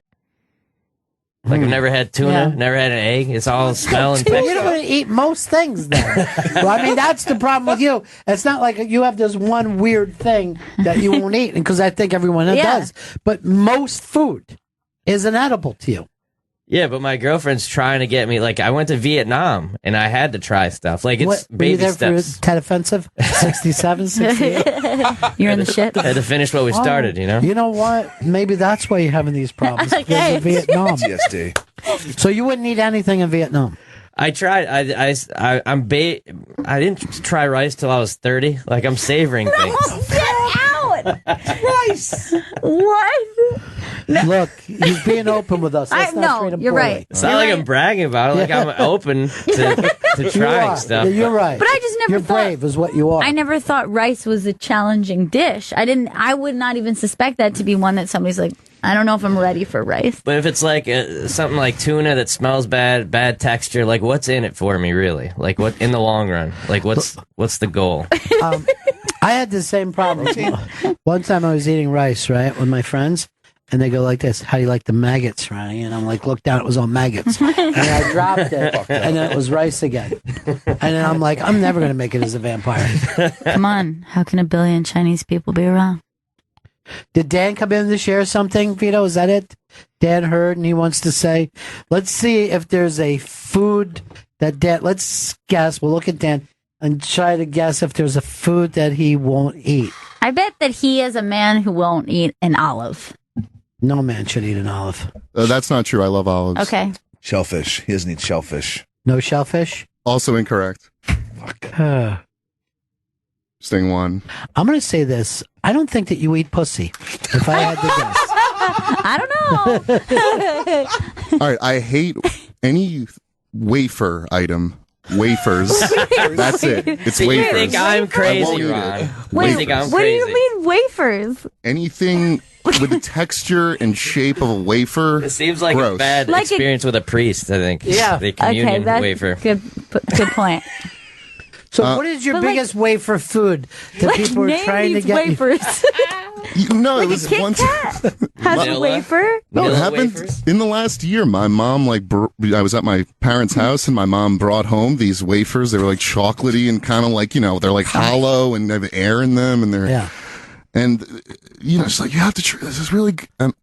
I didn't want to. Your Is it wafer, a- and I refused. Never had a nutty buddy? Is it a texture thing? You're afraid of the negative space Real there? quick, I just want to say Spencer Berger's freaking the fuck out right now. Why? He Go ahead, doesn't Spencer. like wafers. Look at his eyes, man. Come on, I've had wafer cookies. They're the best. Yeah, all right. Yeah. Good, Spencer. Like ice cream cones, they're wafers. I mean, how could you not like them? Yeah. That's impossible of what I'm hearing. Well, it is possible because I'm proof, man. What about this? What about a Stroop waffle, which is a wafer with syrup cooked into it? I'd have to decline that if it was offered to me. Could you take communion?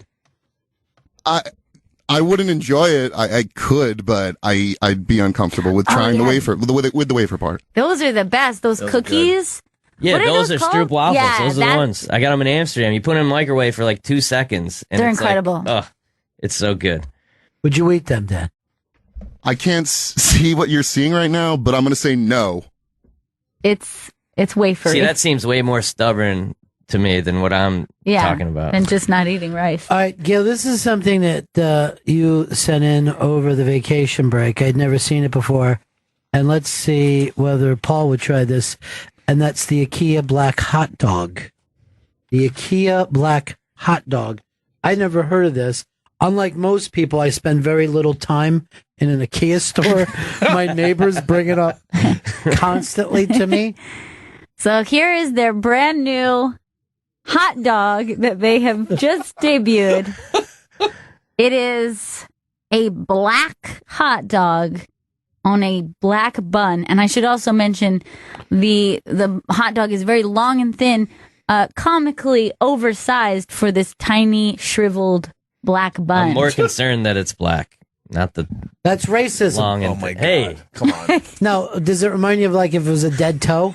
Oh, God. It does look like something that's been just like floating in like murky water. I would normally make fun of everything, but this new thing that I have of not being around a motel fucking breakfast. I mean, I'm telling you, I'm repelled from it.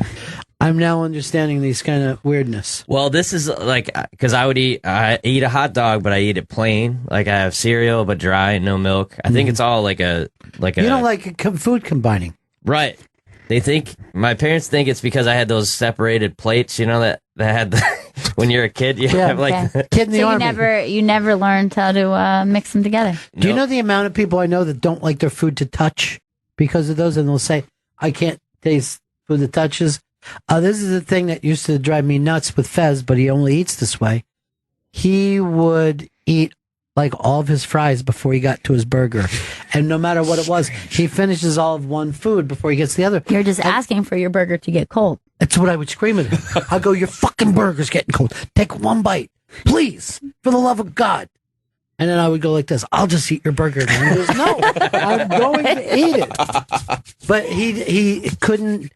But see, his parents made him finish everything before he could drink, I think, was his deal. Like he couldn't have a drink until he finished all of his Like food. he couldn't have a sip of water before he... No, because they were worried that he wasn't going to finish his Was he in Auschwitz or something? No, there was a lot of people who felt like the children should eat everything on the plate back then. Yeah, that's what everyone told me. Like, didn't your parents make you eat? Like, I'm mad at your mother. And I was like, my mom tried. I just waited it out. I had that patience. Like, I'll fucking sit here all night.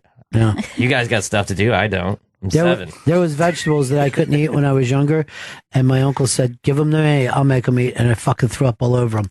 Oh, my God. And that was like as a baby eating the vegetables out of the thing. Like, I'm not even old enough to say, oh, I want, like the baby food, like shitty Right. baby food. Yeah. I couldn't eat the vegetable ones. My body would fucking reject it. Yeah, they tell me the horrible stuff they made me eat as a kid, and they wonder, like, liverwurst I used to have all the time. delicious. And stuff. It's Love like, it. Ugh, Love that's it. disgusting. Love it. No wonder So I hate good. everything. It's good. You know what? Your parents raised you the best they could. You should be appreciative. Chris, did your dad make you do all the smack before you could tell him to sleep? Do not waste any of that heroin. Every single drop. That's fucking black tar, young man. Came all the way here from Afghanistan. Finish every one of those cigarettes before you go to bed. All right, we got to shut this down. According to this, I'm 65 minutes in. Great. Vito, you forgot to turn that off, you Pokemon bitch. Yeah, I'm sorry. A Squirtle popped up. I got distracted. How's your Snapchat going? Good. You didn't do it all over the break. Good. Well, yeah, I didn't know if people wanted to see my personal life. Oh, I think it would be. Well, did you do anything interesting? I went to the Hamptons for a little, but Yeah. I went when it rained and there was no sun out, so I just stayed inside of a house for 3 days. Nice. All he did was watch a Big Brother live feeds. That's all he did. Doesn't seem like a Hamptons. Yes, that's all I did also. He's not a Hamptons guy, is he? No. Spencer Berger goes out to the Hamptons, loves it. Yeah. He kills it. That's his domain. It's some wafer cookies out in the Hamptons. Was Spencer? Did you go anywhere else but the Hamptons? I went to Montauk for the day though last Wednesday. Sweet, nice. Did you go to that restaurant that you like? Yes, it was great. It was really great. What did you have? Why won't you let him have headphones? We had our usual. We had that chicken with mashed potatoes, but we had the salmon though with walnuts and and we also had those mussels. The best part is that we get to dip the bread in some of the mussel juice. That's the I best love part. that. All right. Yeah, it's the Now best I'm in part. a big, big way. Yeah. Wouldn't do muscles. Yeah, it was great. Didn't you used to do that song "Cockles and Mussels"? Alive, alive, oh. I used to pull muscles from the shells. Chris pulled a groin muscle the other day, but you said it wasn't yours. That you pulled. That's between you and I, right. Oh, I wasn't supposed to tell. No. So anyway, you got in a little trouble. He pulled someone's groin muscle. All right, I think that's it for us. We're back from vacation. We're going to take another 2 weeks off. Very nice. Had a long time for ourselves. So you're not going to be in Montreal this year. I'm very disappointed. No, I had enough Canada last year, I think. I'm Toronto this week, and then that'll be it. I'll leave you some stuff up on the border. Oh, that's nice. Chris, you're doing the expense account, right? Yes, I'll be expensing. Yeah, things. so if you want, we'll fly you up and you can have some food with us. Great. All And just right. fly right back. Extra loonies. Perfect. Toonies like they were loonies. Summer of 15. That's what I named my twins, Looney and Toonie. Ah, that's It's so adorable. nice. That's so nice. Both Mennonite babies. All right, that's it. Anything you want to plug? PaulHasWebsite.com. There it is. Very funny man.